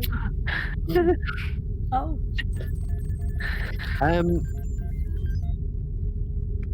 So you're conducting your investigation, and what you kind of gather from it is that yes, it was an obviously frenzied attack. judging by you lose count of the number of stab wounds on this body. It gets to that kind of stage, and that whoever carried this out was clearly not of sound mind.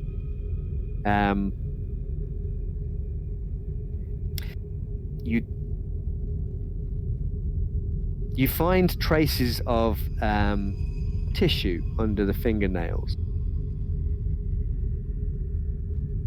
And a quick analysis of that reveals it does indeed belong to one of the miners that was based on the station. And you kind of match up the DNA records, and it does appear to be Jed Baskin, his skin on her fingernails underneath it. As if she maybe tried to fight him off or something.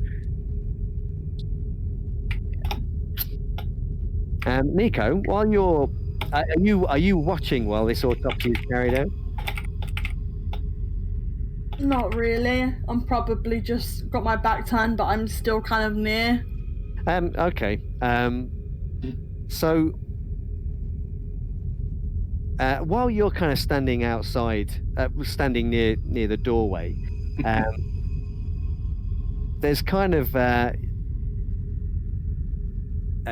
you kind of hear somebody enter the medical center from the main doors where you kind of came in. I'll slink slightly back into the room, but kind of like peeking and watching because I'm nosy. Okay, and you kind of hear a woman's voice, kind of say,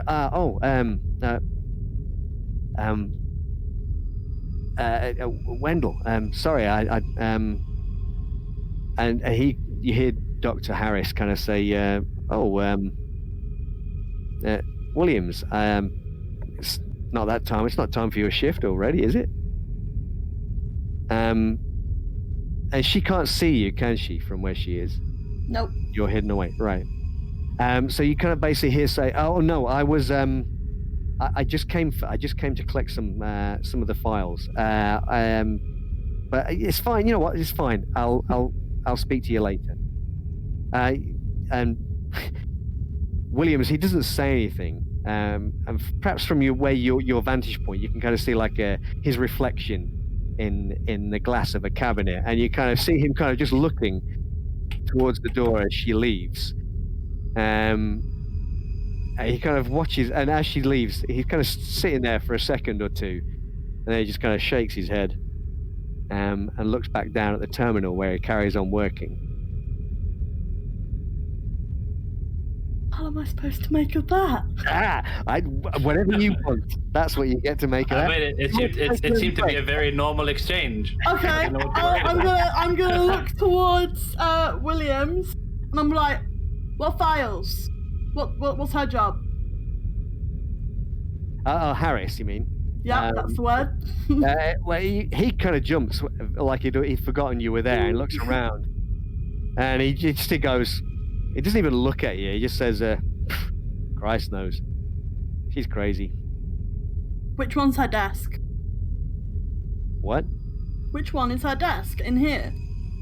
She must have a particular place that she sits and stores her files. He gestures over to a terminal that's kind of on the opposite side of the room to where his is. I take that as full permission to go snooping through all the patient's records. Okay. Let's take a little break before we go any further. It's very... Yeah. Oh man. Yeah. Thanks for watching, folks. So far, everyone's still alive. It's a plus. Yeah, it's good. And we have no idea what's going on. We're still as clueless as when we started. Yeah. We'll be back in 10 minutes, guys. So go get yourself a cup of tea. A biscuit, piece of cake, chocolate fondue, piece of celery. Chocolate fondue. Get some profit rolls. And we'll be back in 10 minutes, guys. Bye. Back in 10. Bye. Hello, we're back. Hi. Hello. Thank you so much, Elvin, for the raid. Wow. That is an amazing thing. I hope your stream went well. I hope the game's going well. I do need to catch up on the VODs. I think I'm a few episodes behind now. And Ange keeps telling me things about it that spoilers. So, yeah. Hope it all went well. Welcome, Raiders. Sorry you joined us during a break. We just had a quick break, but we're back now. I can't dilly-dally too much because this is meant to be a one-shot. So I'll quickly... so thank you for everyone who's followed the channel tonight so far, and thank you for all the gift subs. So, yeah, if you're welcome, join us. We are playing... Those Dark Places. It's a sci-fi horror TTRPG. Industrial science fiction rather than horror, probably. We've just joined the station. There's been a murder, and we're currently trying to find clues. So, without further ado, straight over to you, Mr. Some Old Pirate. Merci beaucoup. So Magnus was going to be heading out to this storage compartment where this body was found. Yeah, that was the intent. Because we're expecting it to be cleaned up, but at least we can see what the area is like, points of access and hiding spots or whatever that we could check with the security guys on the video feed. Sure. So you're going alone as well, right? That's always a plus. It's the downside of an odd-numbered party. And so, you kind of make your way through these twisty, turny, kind of creepy corridors of this station. It's kind of on the lower part of it as well, on one of these lower decks.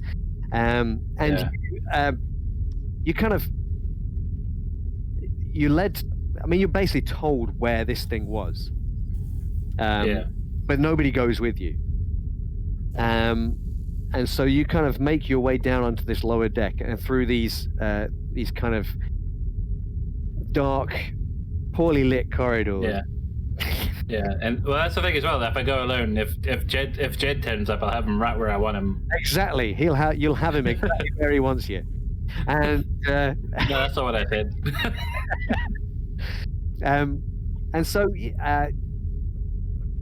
you make your way down to this storage compartment, which is seldom used. You kind of watch. There's a couple of cameras that perhaps follow your movement as you make your way down these corridors, which kind of makes you feel a little better that at least your demise will be filmed, recorded for posterity. You'll have a good laugh about it later. And you're kind of standing in front of this door, which is kind of like a large double door that slides kind of open when you press the panel on the side. And this, as the hydraulics kick in, and this thing slides across, and it's quite a large open area inside. It's poorly lit, like the rest of the station, and there's a few kind of crates that are kind of stacked around, but nothing. It's not particularly well organized in there. And you make your way inside, and the door kind of hisses shut behind you, and then there's a kind of a soft click. And you find yourself in this large open space. It's one of the largest spaces that you've seen on the station since you got here. And you've been briefed. You know pretty much where the body was found in this room. You can go look. Is there a security camera inside the room? There isn't one inside. No, there was the one outside in the corridor that kind of led up to this room. And this was not the only room here. There are kind of several of these kind of compartments that off of this corridor. This was just happened to be one of them. Where this thing took place. And your footsteps echo across the metal. I'll push on there'll probably be like a comms panel somewhere, I guess. Comms through to the security office. Where the guys are. Just if Christoph and Damien, if you could keep an eye on the security cameras outside and see what kind of vantage points we have of the entrance to this storage room. All received, Captain. Where the murder happened. I am looking now. And perhaps, you may have even watched Magnus as he's made his way down this corridor. The cameras, as they kind of followed, you were probably controlling them to a degree as they moved off down here. But you're kind of standing in this. It's quite cold because they don't really heat there, and it's supposed to be in a chilled area. Although the chiller kind of had stopped working some time ago, they said. So and it's quite musty. Not a great place to be making out, which is apparently what these guys were. Must have been quite steamy back in the day. So with my little pen light. Yeah, so like, the thing I was trying to have a look for as well is to see if there's any other ways into the room that aren't just the double door. So like I'll go to where the murder happened. Yeah. I just sort of have a look like if there's vents or maintenance hatches or anything that could have provided access that wasn't just a double door. Sure, there are definitely air vents in this room. They are, as you're kind of looking at examining them, they're kind of at the far end of the room. There's like a row of these things. Kind of slightly rusted. You can see that obviously at some point it's been kind of damp in here. There's been some kind of condensation or moisture, and it's kind of run down. You can see there's rusted spots from the screws where these things have kind of come down. Doesn't look like the screws have been taken out recently. It all looks like it's been there for a while. Yeah. So this room mustier than the rest, because you said it was quite an oppressive atmosphere generally outside. Outside it's cooler in here. It's a wider open space. It's musty, but it's not quite as oppressive as it is perhaps in some of the other areas that you've been to in the state, where there are more people moving around and generating body heat and sweat. But you want to take a look around. Like I just investigate the area as well, just see if there might be anything, because it's a bit of a disarray. There might be something they've missed. Yeah, sure. Let's investigate. So you kind of. Is there another sub-blast from someone? Oh, what? Yeah. What the hell? Gifted quite I just saw the chat light up. Jesus. There you go. Now Mark's resubbed. Yay! Congrats. Thank you. Thank you very much. Bless you. So what is it you're going to do to have a look around in this area? You want to kind of just looking. I mean, you can see it has been cleaned up to a degree. As you're shining you say you got a pen light or something like that you're shining around like a torch. And you can see in the light every now and again, you kind of see these kind of brown patches on the floor where clearly it's not rust. It's where basically, maybe there'd been some blood there or something. It's just not been cleaned up properly. Why don't you make? Is it just a stain? Yeah. Is it just a stain on the floor? Okay. Kind of. Rather than like an actual pool of stuff. Yeah, it's not like it's like somebody kind of done a cursory job of mopping up the floor. And there are still little patches here and there. Do you want to make an education roll? That'd be a good 1 second. That'd be a good idea. Yeah. Can I add +1 science? You certainly can. You can add your science to that. Science. I hope this will be like a 1 or something. Is that going to roll? It may not matter. Nope. Okay. I saw that coming. The fact that I apparently had to click twice because it wouldn't let me do it the first time. It was like, it's trying to tell me something. It's just when you put the number in, it doesn't automatically just register it. You have to.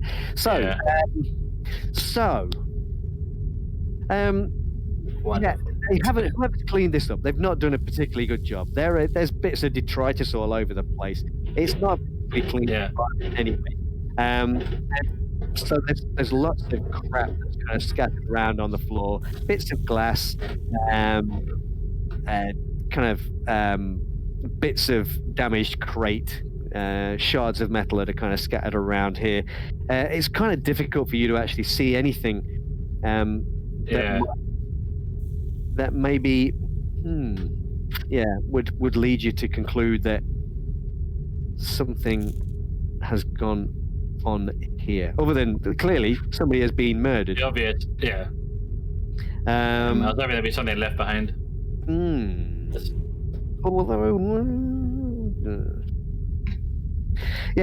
am the murderer. Please call. Well, it might just be one of those things where, like, in the corner of the corner of the room, where you're like, oh, here's like a weird mucusy thing, like that sort of like sticking to something that someone missed. Things. Why didn't you say so? Well, just that kind of thing that is out of the ordinary. That because if someone like clearly cleaned this up without giving a shit about it. Yeah, I mean, they would have probably not noticed anything. Yeah. In fact, yeah, that's a good point.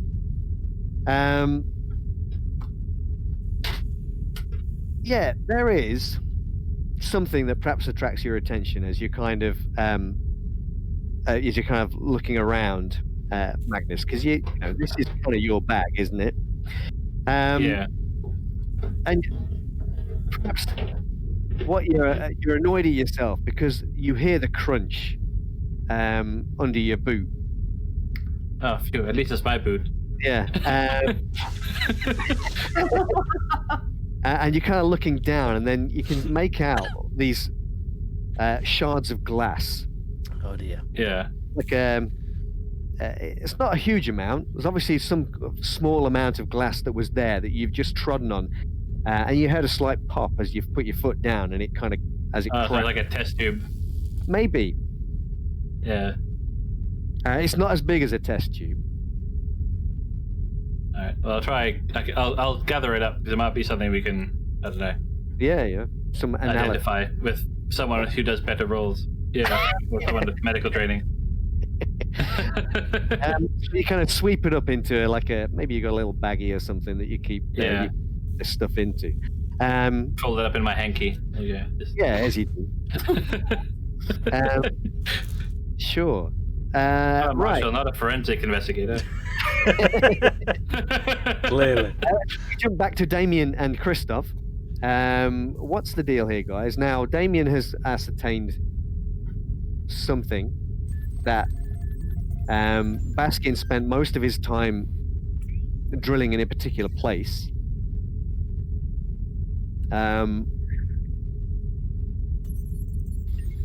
What else are you looking for? Are you looking for anything particular? Or... We've kind of checked everything CCTV wise, tunnel location. Do they have any maps of the tunnels that are dug by the miners?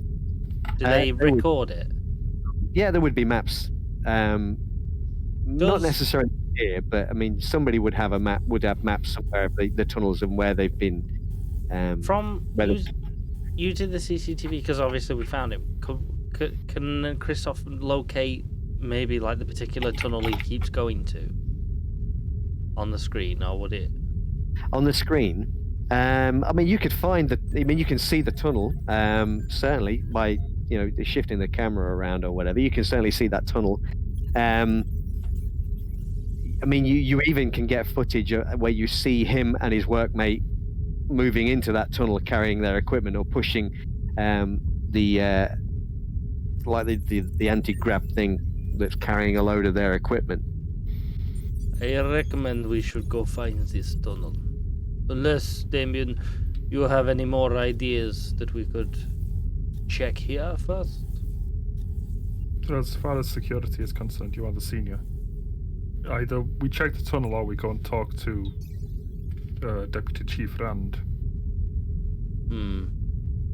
He's more likely to escape than the tunnel is. It would be good to find out what this conversation was that they must have had. Okay. And first, tunnel second? Agreed. Right. Very well. Let's go see if any of these security can help us locate him.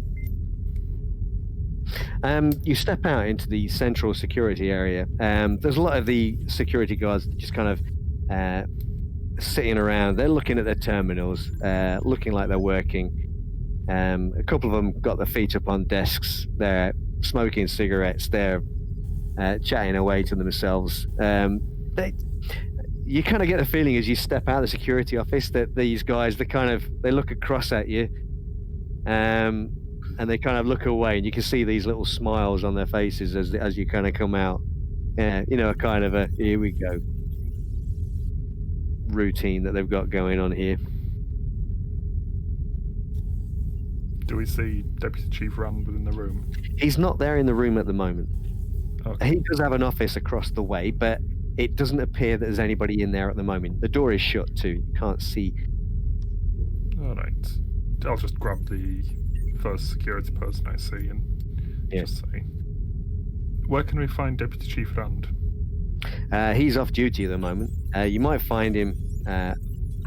You might find him in the bar, maybe. Right. Where are his quarters located? They're on the administrative level. You know, where all the bigwigs hang out. Of course. Thank Do you. you want me to let him know you're coming? No, we will find him. It's fine. You sure? If we don't find him, I don't want him waiting for us. You guys know your way around? You need a hand? I'm sure we can find it. Sure. He kind of looks across at his friend, gives a little shrug, and they both sit there sipping their coffee. When he goes to put the coffee down, Christoph's gonna take it and walk off. Okay. Yeah, he sits his coffee cup down, and as he's looking across at this other security guy, they carry on their conversation, and you just reach forward, do you? And Yeah. Jeez. And walk off with it. what the fuck, man? I mean, you may be a marshal. It doesn't mean you can just walk in here and just help you with stuff. I just did. I will follow the Russian. You are the Russian as well. And you exit the security center. So you're kind of in this corridor. It's slightly wider, the corridor here, than some of the others you've seen. And directly ahead, there's kind of like a block which is labeled kind of detention center. And you gather that's where they stick people who have been naughty and probably had a few too many to drink or whatever, and they end up perhaps in the detention center for an evening. But the way back along towards the quartermasters is where you need to go to head up towards the top deck where the bar is and the recreation area. So you kind of make your way up through there. It's all lovely. There's a lot of chatter and stuff in the hab deck as you make your way up. You pass by this rows and rows of cages as you climb the stairs to the upper levels, and you reach the deck just above where the miners live. You find there's like an area that's one signposted lounge one way, and another is basically somebody's written bar. Yep. And pointing the other way. And you can hear from the bar, you can hear music playing. There's some kind of chatter. Generally sounds of people having a relatively good time despite the conditions that they're all having to endure here. As you enter that bar, it's very, very dimly lit in here. There's a few kind of strobe lights that are kind of flashing around in true 80s disco fashion, and a number of kind of corner booths and seats that are kind of around the outside. The bar's smack bang in the middle. People are kind of serving drinks over the counter, and it all goes very quiet as you guys enter wearing your marshal's uniforms, and they kind of stop for a moment. All of the chatter kind of dies down a little bit. Yeah, as you kind of enter.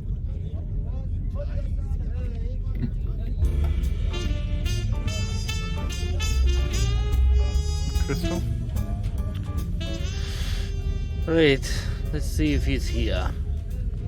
And Christoph will look around the area to see if he can spot Rand. Yeah, and so kind of as you move in, people kind of eye you for a few minutes and then just go back to their business, and the chatter starts up pretty much straight away again. And as you kind of make your way around, you're moving your way between all of these tables, you kind of see Rand, he's kind of sat down in one of these corner booths. There's a table there. You can see that Gillen is there as well. Mm-hmm. There he is. Right, let's go find out what he has to say. And Christoph will just boldly walk right up to him. Okay. Rand, a word. Marshall. Yeah. And he takes a sip out the cup. Okay. Isn't that Johnson's cup? It was. He kind of looks at you. He's a little bit nervous when he sees kind of your demeanor and says, "You want a drink? You guys want a drink?" No. You had a conversation with Baskin. You didn't tell me about this. Did I? And I will quickly show him, like on whatever device I've got, the CCTV footage of him head to head. Oh, okay. He Care to explain?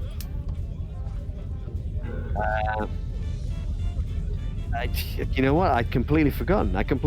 About that. Yeah. You forgot that you spoke with the murderer the day before he committed a murder. Well, technically, That's it was one hell of a thing to forget. It was after he committed the murder. Well, after. Was it after? I mean, that's even worse. I thought it was before. Yeah, it was like the day. I thought it was the day before. It's the day before he left the station. But he was Oh, okay. Oh, 48 hours. Well, that's even worse. that's even worse. You spoke a day after he committed a murder, when you were supposedly searching for him. So, he kind of looks nervously at Gillen and back at you, and he says, "Look, yeah, sure, I knew Baskin. Yeah, I knew him. What of it? I mean, I know a lot of the miners here. You know, knew that a lot he had of committed a murder. No, I didn't know he'd committed a murder at that point. We hadn't even found the body at that point. What was your conversation?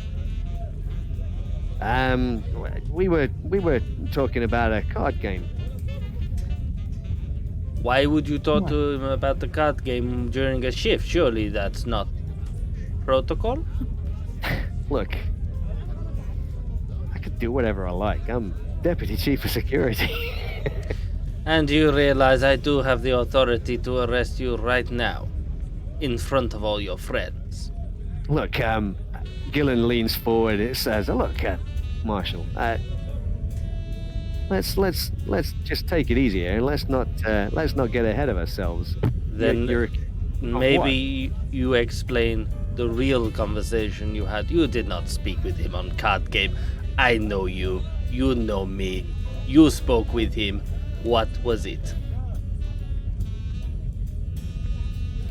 Rand, he kind of he kind of sits back down, and then kind of stands back up again, and then sits back down again, as if he's like not sure what to do at this moment in time.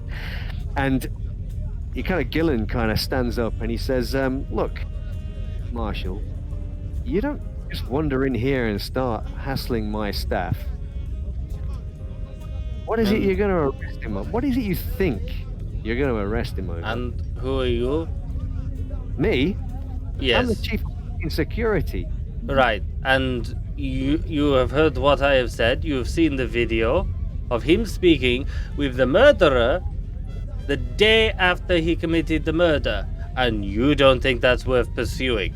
Well, what is the point on even having an investigation in the murder if you don't even care? Surely you'd want to make sure that this was a conversation about card games, yes, because everyone talks about card games. There's not a lot else to do around here, but... Commit murder, apparently. How about we take this conversation somewhere more official, And we can check. And if he is only having conversation about card games, there is no problem here. We have our questions, we go on our way. Of course, unless you're both hiding something. Oh no, he's gonna arrest everyone in the station.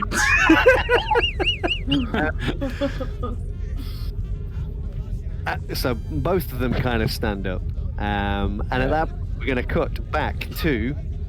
We'll go back to the med bay, where Aisha and Nico are kind of doing their thing, and Aisha has wound up. You wound up your autopsy on the body. You found this tissue that you've identified. It was definitely Baskin's tissue under her fingernails. And Nico, you have just witnessed some strange conversation between two of the medical staff, and now you're sat or making your way across the room towards this terminal that It was well sus. was it sus? Oh, okay. Yeah. What's Aisha doing while this is going on? You've finished up your autopsy. You've slid this body back into the drawer. You're quite happy that your investigation has been, or your autopsy has been carried out to the best of your ability. While I was doing the autopsy, I would have been checking whether it matches what Dr. Harris had. So The result. yeah, we're gonna make I would have done my own and then comparing it to what Dr. Harris had written up. Yeah. Okay. And so. Yeah, what you kind of notice with this is that yes, he's pretty much given the basic information. This woman was stabbed to death multiple times. The report that you see, it's cursory. It's not particularly in depth. And you know that's whoever wrote this report. Clearly is a bit of a slacker. Doesn't really give a shit. And this kind of is the thing that you notice by reading this report. It contains the bare minimum that you would need to find in a standard kind of autopsy. It doesn't even mention the tissue under the fingernails. You know, if it could just be she was stabbed many times in the face. That's kind of what you're reading from a medical perspective. Yeah, it seems our friend Wendell is it's not his dream job. Yeah, I'll go out into the other space. Yeah, and you can as you step out, you see Nico sat at this terminal. Wendell Harris is still sat there looking at his terminal. He's doing his one finger typing as he's entering some information, or I don't know, looking at porn on the internet or something. You don't know. But Nico is sat in front of another terminal across the other side of the room, and she appears to be. What are you doing, Nico? I'm snooping. Snooping. So she said files, so I'm going to look for any traditional paper files, but knowing that won't be the case, I will eventually look on any computer terminal for any secret, hidden file things, but I'm not very good at computers, but I'll give it a go. Actually, no, I'm amazing at computers. I'm amazing at computers. I'm a fly person. It's just where she rolls the one and deletes the mainframe. Is this? I'm looking for shape. I'm just looking for files. Yeah. Yeah. I would head to medical after finding the stuff in the storage room. Okay. You know, when you go on a computer and you can see last edited. I'm gonna go for those. Back to the date, like. Well, let's. I think we need some kind of role for this, because that would maybe be interesting, maybe. And I'm also going to say that Magnus is going to make it back to medical at this point, because we kind of left him alone for quite a while, and now he's kind of made his way back to medical after he's conducted his little investigation. So he will arrive around this time, and you've got Nico sat in front of the terminal, Magnus. You can see Aisha has just come out of the back of the back office and is cleaned herself down. Still probably got the scrubs on or whatever that she would have been wearing from the conducting up. And probably they've got a little bit of blood on them or something. And you're all kind of standing looking at Nico as she seems to be at some random terminal doing random things. Let's have a roll. What my role is? This is going to be an education role to use this computer. There's a basic security on this as well, which you might have to try and bypass. So let's see if you can set the alarms off and alert what you're doing. Probably start with the easy to access files first, not the secret ones. Yeah. I found your Amazon wish list. So am I just clicking education? Now, do you have anything with you that might assist with this? Probably not. You're helm in navigation, aren't you? So probably it's just going to be a straight navigation roll from you, I think. From this. Ooh, nice. And it's good. Ooh. It's good. Okay, so Nico, this is you find that there are a number of records here, medical records that. As soon as I spot anything, I'm gonna gesture for Magnus to come and look over my shoulder. Okay, yeah, sure. And then join me. What did you find? Maybe as well, because Aisha's got medical background, so she's probably going to be useful here, maybe as well. And it would be, I'd imagine it's going to be Aisha that would notice. There's some medical records there. They appear to be kind of autopsy reports. They go back several months. And then there's a spate where it's there's a whole bunch that are missing, and then a whole bunch of them are done over the space of 2 days. The dates that are on these files, they all seem to be from these 2 days that when these things had occurred. And they appear to be kind of kind of autopsy reports, if you like. They're reports of deaths that have occurred. Right. And let me see if I can find more information for you. That'd be a good idea, wouldn't it? Wouldn't that be useful? Okay, so at this point, I will step up and I'm gonna let Magnus sit down at the computer, being the comms person. He's probably better to navigate. I found something. Liaison is more of a person skill than a person-computer skill. But I do have science. But so like you said, there was 2 weeks. So you're saying for 2 weeks there were no deaths. Well, or was there the regular scattering of injuries and deaths and things? Well, as you're kind of looking at this, you can see that there's a number of deaths that occur per year. I mean, it's going to happen. This is a dangerous job. Yeah, exactly. Maybe get 3 a year or whatever.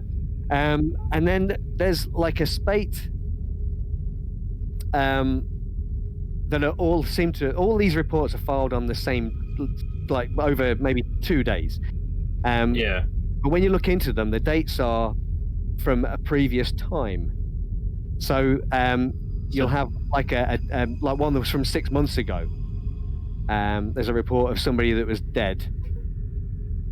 But it's only filed on that day. But it was filed on a particular day. Yeah. That's weird. Yeah, and there's I'm gonna pass him my floppy disk. Yeah. We don't use floppy disks anymore. I don't even know how you even have one of these. They're probably worth thousands or millions at this point. When she kind of looks at these dates, is that the kind of the average number of deaths per year is probably around 3. Accidental deaths, whatever. But in the last 6 months, there's been more than that. There's been 5. When did the new manager lady come into come She into? came in apparently 3 years ago, is what she'd said. But she started a few months ago. She started her new plans to boost She productivity. she came in with her new plan. Okay. Like when she did the 3 years ago, but it's like in the last year, the productivity of the mine has gone up 25%. Yeah. I'm gonna lean over his shoulder and I'll be like, did the admins die again? And there are five deaths in the last 6 months. Yeah. But the reports from the last few, or a number of them, they were all filed on between 2 days, even though the dates don't respond. Does that make sense? Yeah, so someone's filing a backlog of cases, which is unusual, unless it's like a trial or something. So we find out more about what happened to these people and who they were. Do we have names or records for some of these records? And if they were just miners or other staff. Yeah, all of these records as well. They're signed off by Dr. Wendell Harris as well. Yeah. And so there's a number of deaths from several months. The ones that kind of all seem to have been filed around the same period. You've got there's 9 months ago a miner basically slashed his wrists, committed suicide. Frank Tooley, he was 34 years old. All the cause of death sort of like, I guess, would be almost sort of like mental health related. There's suicides or acts of aggression by chance. There's weirdly, you've got some of them appear to be they could be accidental. You've got like 9 months ago, there's a suicide, slashed his wrist. 8 months ago, another miner also committed suicide, and by death by hanging or something. And then another 6 months ago, that was Jack Wills. He was 29 years old. And then the ones that all were filed at around the same time, details 6 months ago, as a miner, Del Fraser, was killed in a blasting accident. So they were using some explosive charges, and charge went off in his hand. 4 months ago, another miner, Masego Rotendo, is 27, who apparently removed his helmet during a shift in the mine. 3 months ago, another miner, Samira Indira, she was 43, stepped underneath a percussion drill as it activated. 3 months ago, Dirk Franz, 36, is blown up, another mining charge detonation. 2 months ago, miner Keone Capono, 25, threw himself from the highest catwalk of the hab deck. 2 months ago again. Oh no, that's right. That's it. Sorry, that's all of this. Is Harris still here? He is. Yeah. In the vicinity. In the room. Yeah, he's in the room. Yeah. He's doing his own thing. We should interrogate him about this. I have a feeling most of these are probably going to be like self-inflicted deaths rather than proper accidents. I just have a very sneaky suspicion that this ties up with the 25% increase in productivity. But we need to know what's happening that we aren't seeing. Well, either way, we need to lecture him on his filing because this is shit. How long ago was it all actually filed? They were filed 2 months ago. It was all put in 2 months ago. Yeah. Does Jed have a file? No, because they don't know that he's unaccounted for. Okay. Yeah. He's but it's more just any kind of like medical record. No, there's nothing. No, he's not. He's obviously a rather healthy individual. He doesn't. I mean, if you were to check his record, and he's been here for maybe 11 months. I've got a question. Yep. You know, like our comms or whatever, I'm guessing we've got on our suits. Are we able to send, like, as well as communicate with each other, send files via each other? Well, why the hell not? Sure. Yeah. I'm sorry, Andy, I can't remember your character's name. What was it? Christoph. Good stop.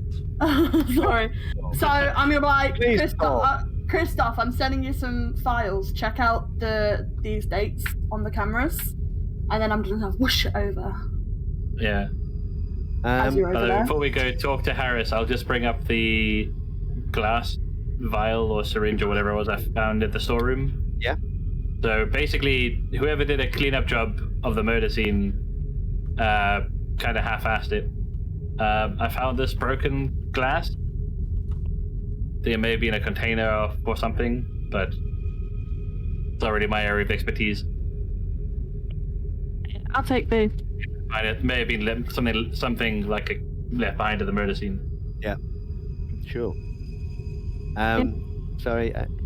I'll take it and I'll go and examine it while they go speak to Harris. Okay, you can analyze that. Sure. Yeah. But while you're doing that, we're going to jump back to Damien and Christoph. Christoph. We just covered it. We have to say it like that. That's the only way we can say it. We're not allowed to say it another way. Damien. So you somebody wanted to watch footage, didn't they? Of somebody leaving through the airlock. That was the. Yes, I did. Christoph did. And you find that. It happens.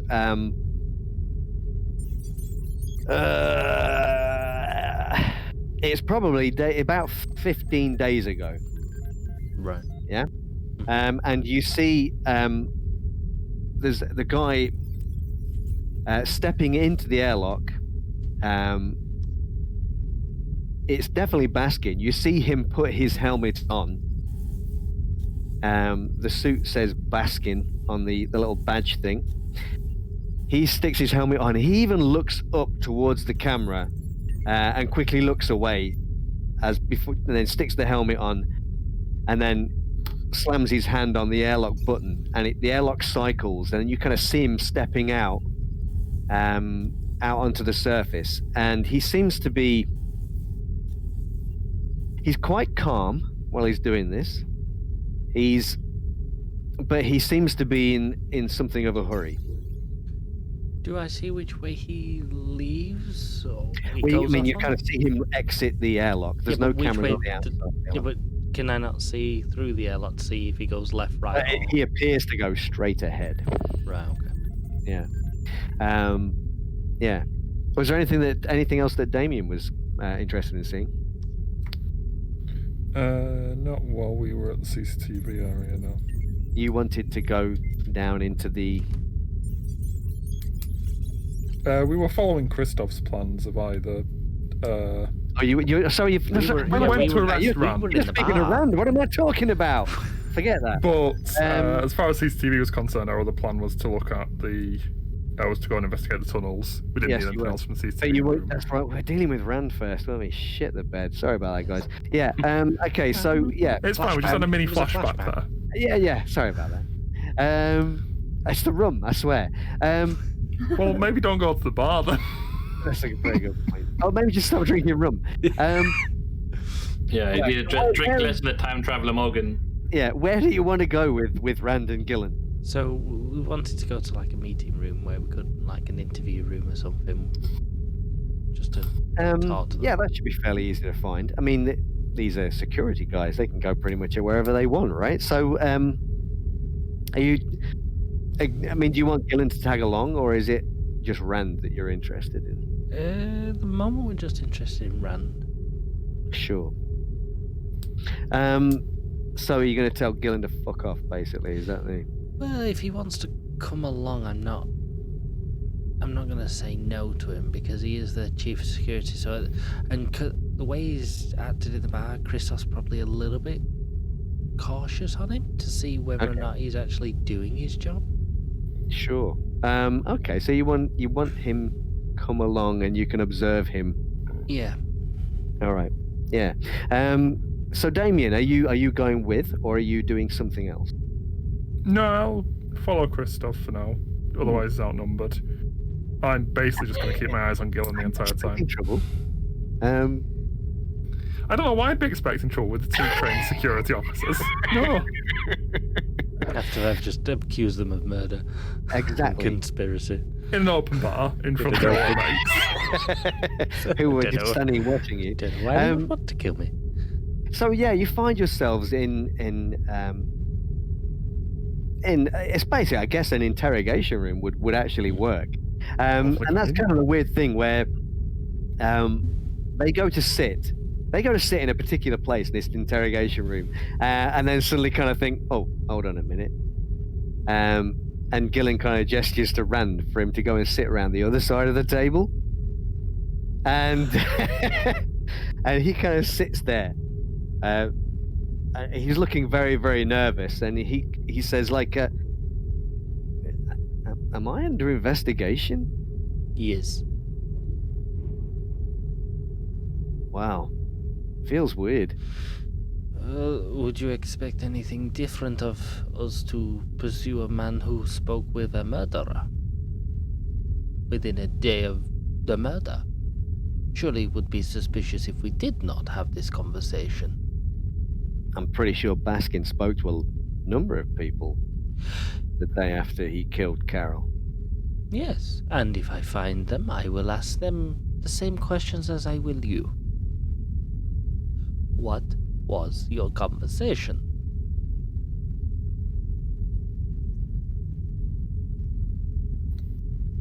Shall we? Are you being particularly threatening, or Yes. you are being threatening? Yes. The answer is always yes. Yes. Yeah. Are you doing a good cop, bad cop routine here? Is Damien doing anything or saying anything, or is he just observing? To be honest, I'm just. I believe Christoph is playing Russian cop and I am playing staring at Gillen cop. Yeah. So. You could be, I'm playing you could you're be trapped bad in a cop, room worse with a cop. Russian. Brilliant. So, I think I'd like you to make a roll of some description here. Yep. You're trying to intimidate this guy, so I Yes. think it's going to be your charisma that we're going to be using, which is awesome, right?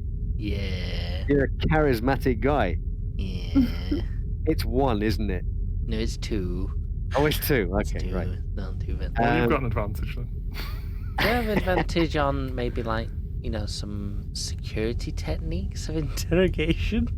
And that's an interesting one because these guys are also in security, aren't they? So would they know these techniques? That's a good But more point. like I would be able on their level that I know their games.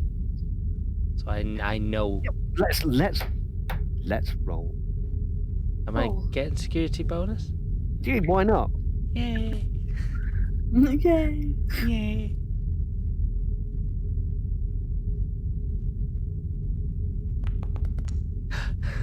Ooh! Nice. Da da da da. Right. Very nice. So, what are you saying to Rand? Here, I mean, you're being intimidating. You're basically saying, "What was the conversation? Is Yeah. that it, or are you adding anything else in, or?" No, it was like, what was the conversation? What were you doing talking to him? He kind of looks up at Gillen, who's kind of standing over in the corner. He kind of looks up at Gillen, and Gillen is just kind of staring hard back at him. And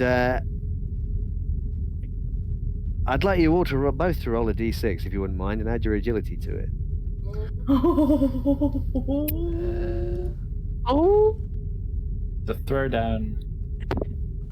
I like that you wanted. Okay, so if you add your agility score to it, what did you get? I've added mine to that, so that is an 8. So you got an 8, Yep. and Damien, you got a 3. Is it? Yep. Okay. that's what happens here. I think I need to roll for them, don't I? Actually. Are we dead?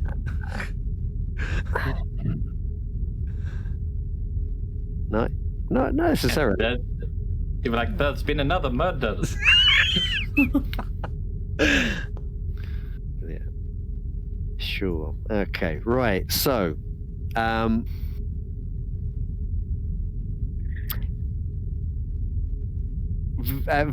Christoph is going to act first here. Yes. You see, at the corner of your eye, it's Gillen that draws first, and the Dazer comes out of his pocket. So you get to react first. Now, you can, in this situation, you can actually actively dodge, which will make it harder for anybody to hit you by +1. But it means you cannot act if you do that. Right. And it'll be the same for Damien too at that point. I'm gonna shoot my Dazer at him. You're going to shoot at Rand Gillen. or Gillen? Gillen. Okay, Gillen's sure. the one who's drawing, right? He is, yeah. Yeah, so I'm gonna shoot at him. All right. So this is going to be, it's going to be your agility.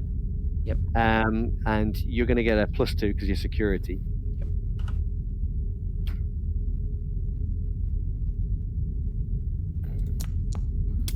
Oh shit! Right. And so you get the drop on him. Have you got the Dazer in your inventory? I do, yes. You do. So you just got to click on the star to roll your damage. Cool. Right. So it's a good hit. The dart kind of connects, but perhaps there's something of a misfire as the Dazer goes off, and it kind of catches him in the shoulder. He gets to go next, I think, and he returns fire as he draws the his Dazer too and takes a shot at you, Christoph.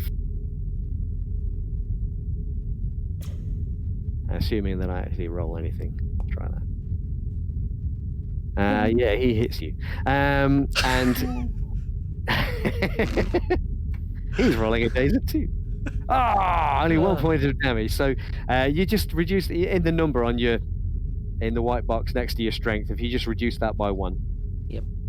And I'm gonna say it's going to actually it's Rand that moves next. And he gets up. He draws a Dazer too, and he's going to take a shot.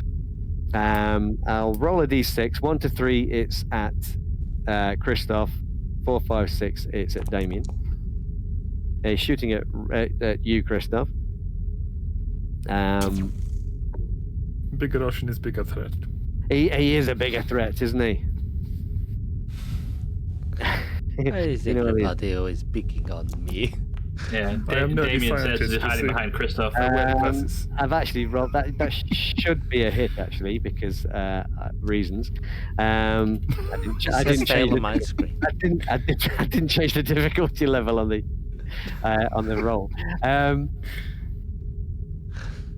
he has taken a shot at you too. Oh, so you get hit. You feel the impact of that first dart. You brace yourself because when you were in martial training all those years ago, you were subjected to this. You were both your class and were lined up, and they shot Dazers at you just so you could see what it felt like. So when the first dart hits you, you kind of tense yourself up, waiting for the shock, and there's a little bit of a tingle. But then the next one hits you, and you're not quite prepared for that. And the lights just go out. The whole, it's just like somebody has just gone up behind you and kicked you in the back of the head, and you just go down, and settle back onto your chair, and slump down, and everything goes black. It's your go. On the plus side, Yeah. On the plus side, it's now Damien's time to shine. Yeah, come on, Damien. Yes, I will blind them with my science. It's all up to you to prevent a double murder. What are you doing, sir? I'm going to make the logical choice as a scientist run away. and start by Pretend to be on their start side. by hitting my comms channel and reporting this to my captain. Oh, okay. Sure. Let's. What do you say to him? You're going to just say, Yes, I just bleep it and go, Captain, Security Chief, Deputy Security Chief attacking us. They're in on it. That's a big And then everyone's message. charge round. Yeah. Where are you? That's not as important. Mark, would we have tracking devices on our comms things? where would the fun in that be? No. Yeah, no, right. Why would I want to be I know. trapped in a Let's- diver in the middle of Let's nowhere? think about it. What would be most fun? Tracking, so That we can get they the site. Yeah. You want them to be tracked? You want to be able to track? Yeah, I mean that's It would definitely make more fun than a Benny Hill chase through every meeting hall in the entire complex. The fact is, you don't even know they're in a meeting hall. They could be in any room, right? Yeah. Luckily, all the rooms are meeting halls. Okay. So that happened. Is that going to be your action? If I've got anything else, I'm going to charge Rand. Otherwise, that's my action. I'm going to let you charge Rand. I'm going Sounds to let good you to do me. it. I'm gonna. If you're charging him, it's going to be a strength roll as opposed to. That's fine.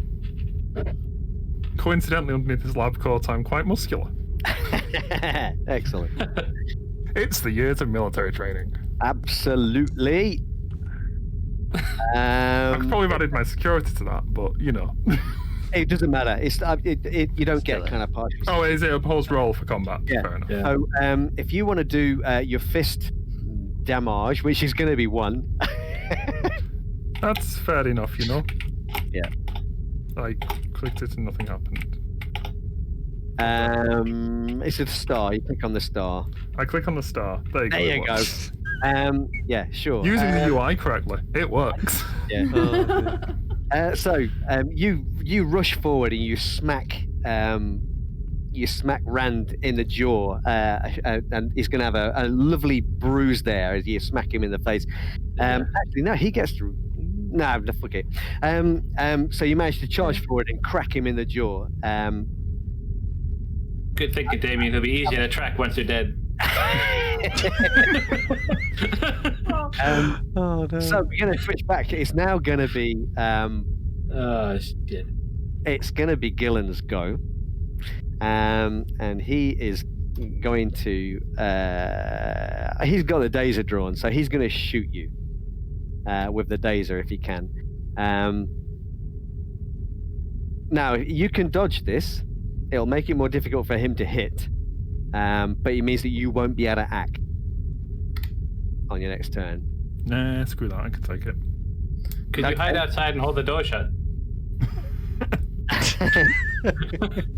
Vent the air. Vent the air. Yes, kill all 3 of them.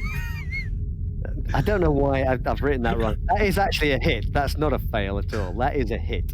It's not. DC isn't I 60. feel like we've done this twice It's now. difficult. think we That's should. what they say, is that? Bit difficult to hit. 67 and a D6. And he. Oh. Oh no. God damn it. Yeah. Okay. So yeah. This is why we don't hire from the Russian Federation anymore. Okay. So. So yeah, there's what's- half what's- the party What's gone. Damien's strength? It's 3. Okay. So yeah, you go out. You feel the dart hits you. There's a sudden shock, and you're suddenly unable to move. And then the next thing you know, it's lights out. Okay, I'm gonna comms. What's her face? The head lady. I can't remember her name. McKinnon. Rachel McGinnis. McKinnon. Yeah. Like, yeah. McGinnis, your security team has just attacked my team. Can you explain yourself or their actions? And we need to know where they are. Like right now. Okay. you just get static back. God damn it. As soon as I hear the static, because I'm next to him, I'm gonna say, let's go back to the ship and we can communicate to them from the ship, because I am not liking this. Yeah, let's go get the weapons. Luckily, there's 3 guns on the ship, and there's 3 of us left. So we'll put this interrogation on hold, and we're going to go back to the ship and arm up. Aisha, you were going to conduct some kind of experiment while this was going on. Are you going to carry on, or are you leaving that, or what? I will gather everything I can up and go with them to find colleagues. But So literally, anything I can carry, anything I can get, just take with them.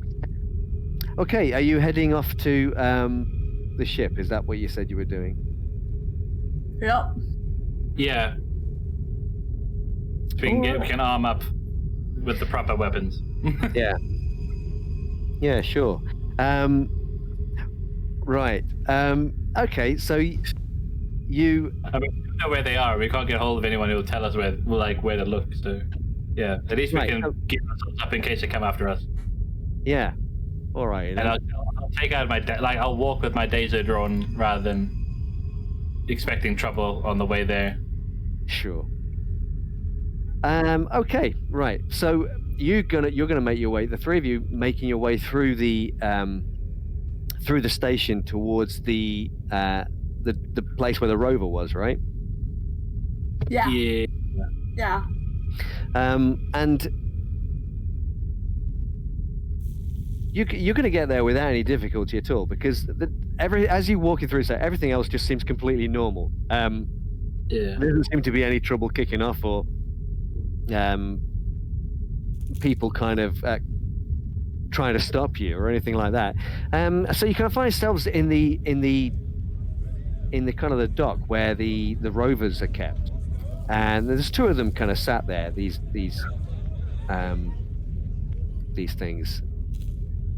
Obviously, Nico, you're going to know how to drive one of these because For you're sure. up The whole time we've been like getting there, I've been trying to reach the guys on the comms because I'm not.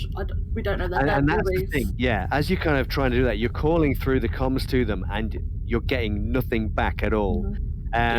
So you know that Damien gave you a message. He told you that they were under attack, and now there's silence from the other end. This is getting out of hand. I reckon we should make pressure rolls or something, just because. Yeah. 1, 2. Yeah, I think everything just kicked up a notch. it has a little bit. I think if you just roll your pressure bonus, guys, and let's see what happens. God damn it. Oh. Okay, so everybody can add a 1 to the old pressure there. And you're kind of making your way through the station. There's this feeling of paranoia that maybe the whole station could be against you for all you know. But you're making your way through. You arrive at the dock. The rovers are there in front of you. You just know that you just got to drive out towards your ship. But what about Damien and Christoph? We have no idea where they'll be. Are we going to be able to get back in?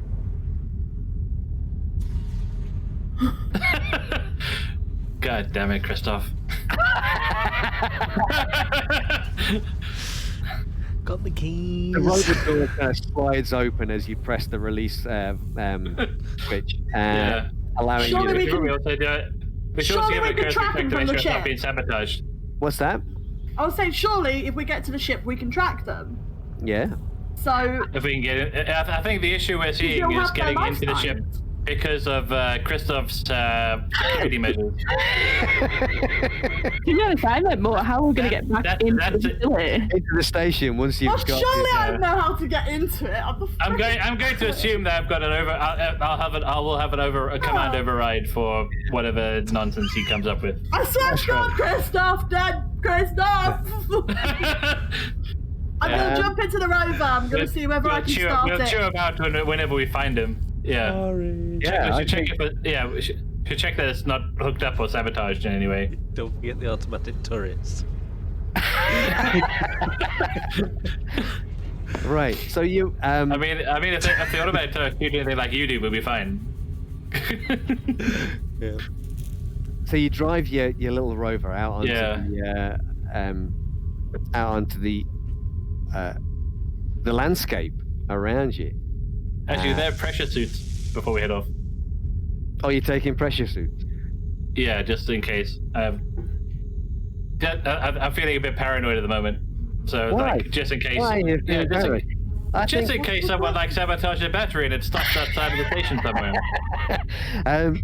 I'm not saying it's going to happen, but I just have a feeling it might happen. I want you to roll a d6. If any of you roll a 1, there's no pressure suit for you because you didn't bring your own.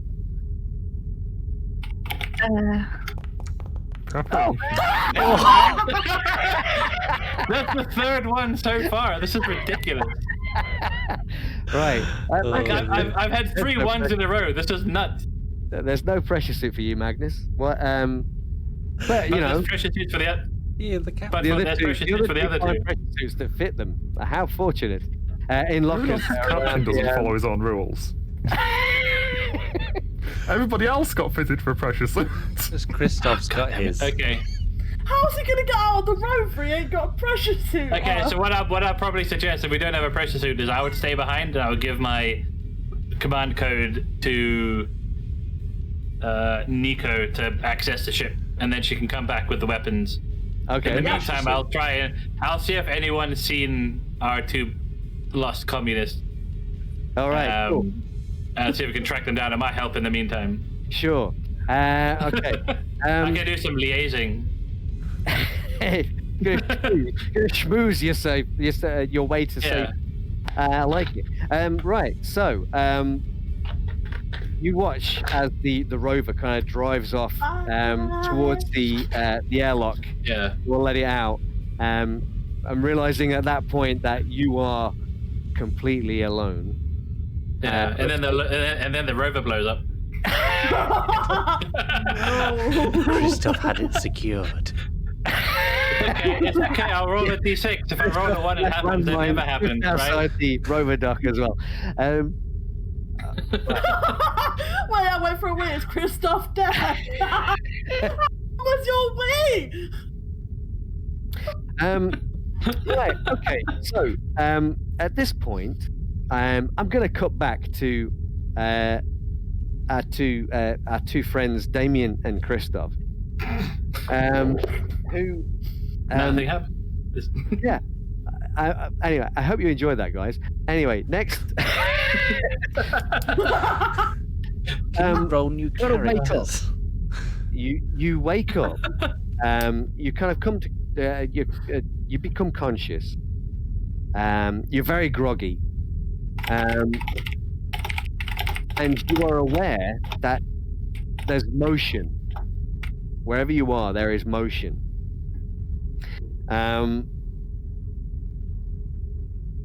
Slowly, you start to come to your senses. And you suddenly realize you're in an elevator. It's quite a big elevator.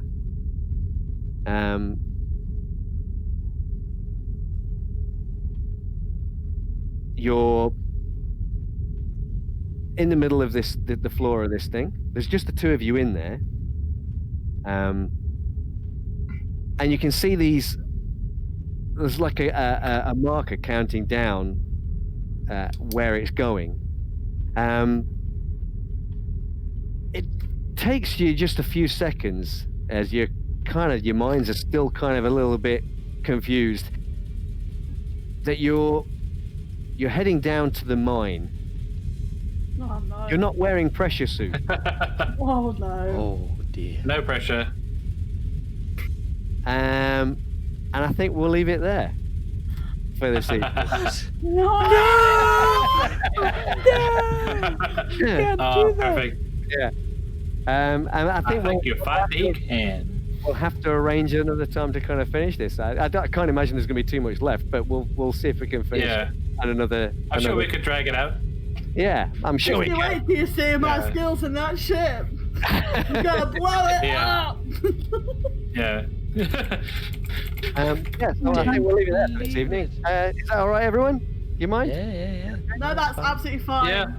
And then perhaps we can try and arrange another Friday evening or something where we can finish this off and see what happens. Sure. Sounds Yeah. All right. Well, thanks everybody for playing. Thanks for watching. That was really Thank you for running the appreciated. That session. was great. And thanks to Elvin Clark for Yeah. providing It was a great turnout. Yeah. Thank you so much, and thanks Jonathan Hicks for making this great game Yeah, And thank watching you. us the entire And time. and watching us. What a And possibly a lawsuit for Quite- making a mess of it. sorry about that. It was a lot of fun. I really liked the theme. Yeah. So Yeah. shall we say good night, and may your God go with you. Yes, we will. Thank you very much, guys, if you've been watching Yeah. us. If you have come over and you've enjoyed what we've done, then, give us a like, give us a follow, follow us on, join our Discord. It's a great place where we have chats about these sort of games, and you can get involved and you can be here with us playing. Thank you tonight to Some Old Pirate for this game. It was absolutely amazing. Honestly, it was really good. And we're not sure when, but we will get the part 2 up as quickly as possible. We'll get Ange to fit that into the calendar. Definitely. Yeah. Tomorrow night, like I said, is Dungeons and Dragons, hosted by Croy. So make sure you're back here. That's 9 p.m. GMT, right here on Infinite Monkey Tales. So yeah, thank you very much for watching. Don't go anywhere. As soon as we're gone, we will be raiding somebody, as always. I think I've got someone lined up who's playing Dungeons and Dragons, so get on over there. Before we go, though, I just want to say Stanley Mo. thanks very much to TheInfinity for streaming this whole thing and running the sound effects and shit like that. That's fine. Awesome. Thank you very much, mate. Fun as always. Yeah, it's been cool. So It's Fly been safe, cool. commanders! hopefully, and we'll be back soon. Yes. You'll find out if we're dead. Yeah. Bye. Yeah. Next time, please, James. Bye. Thank you for watching. Bye. Good night. Bye. Bye.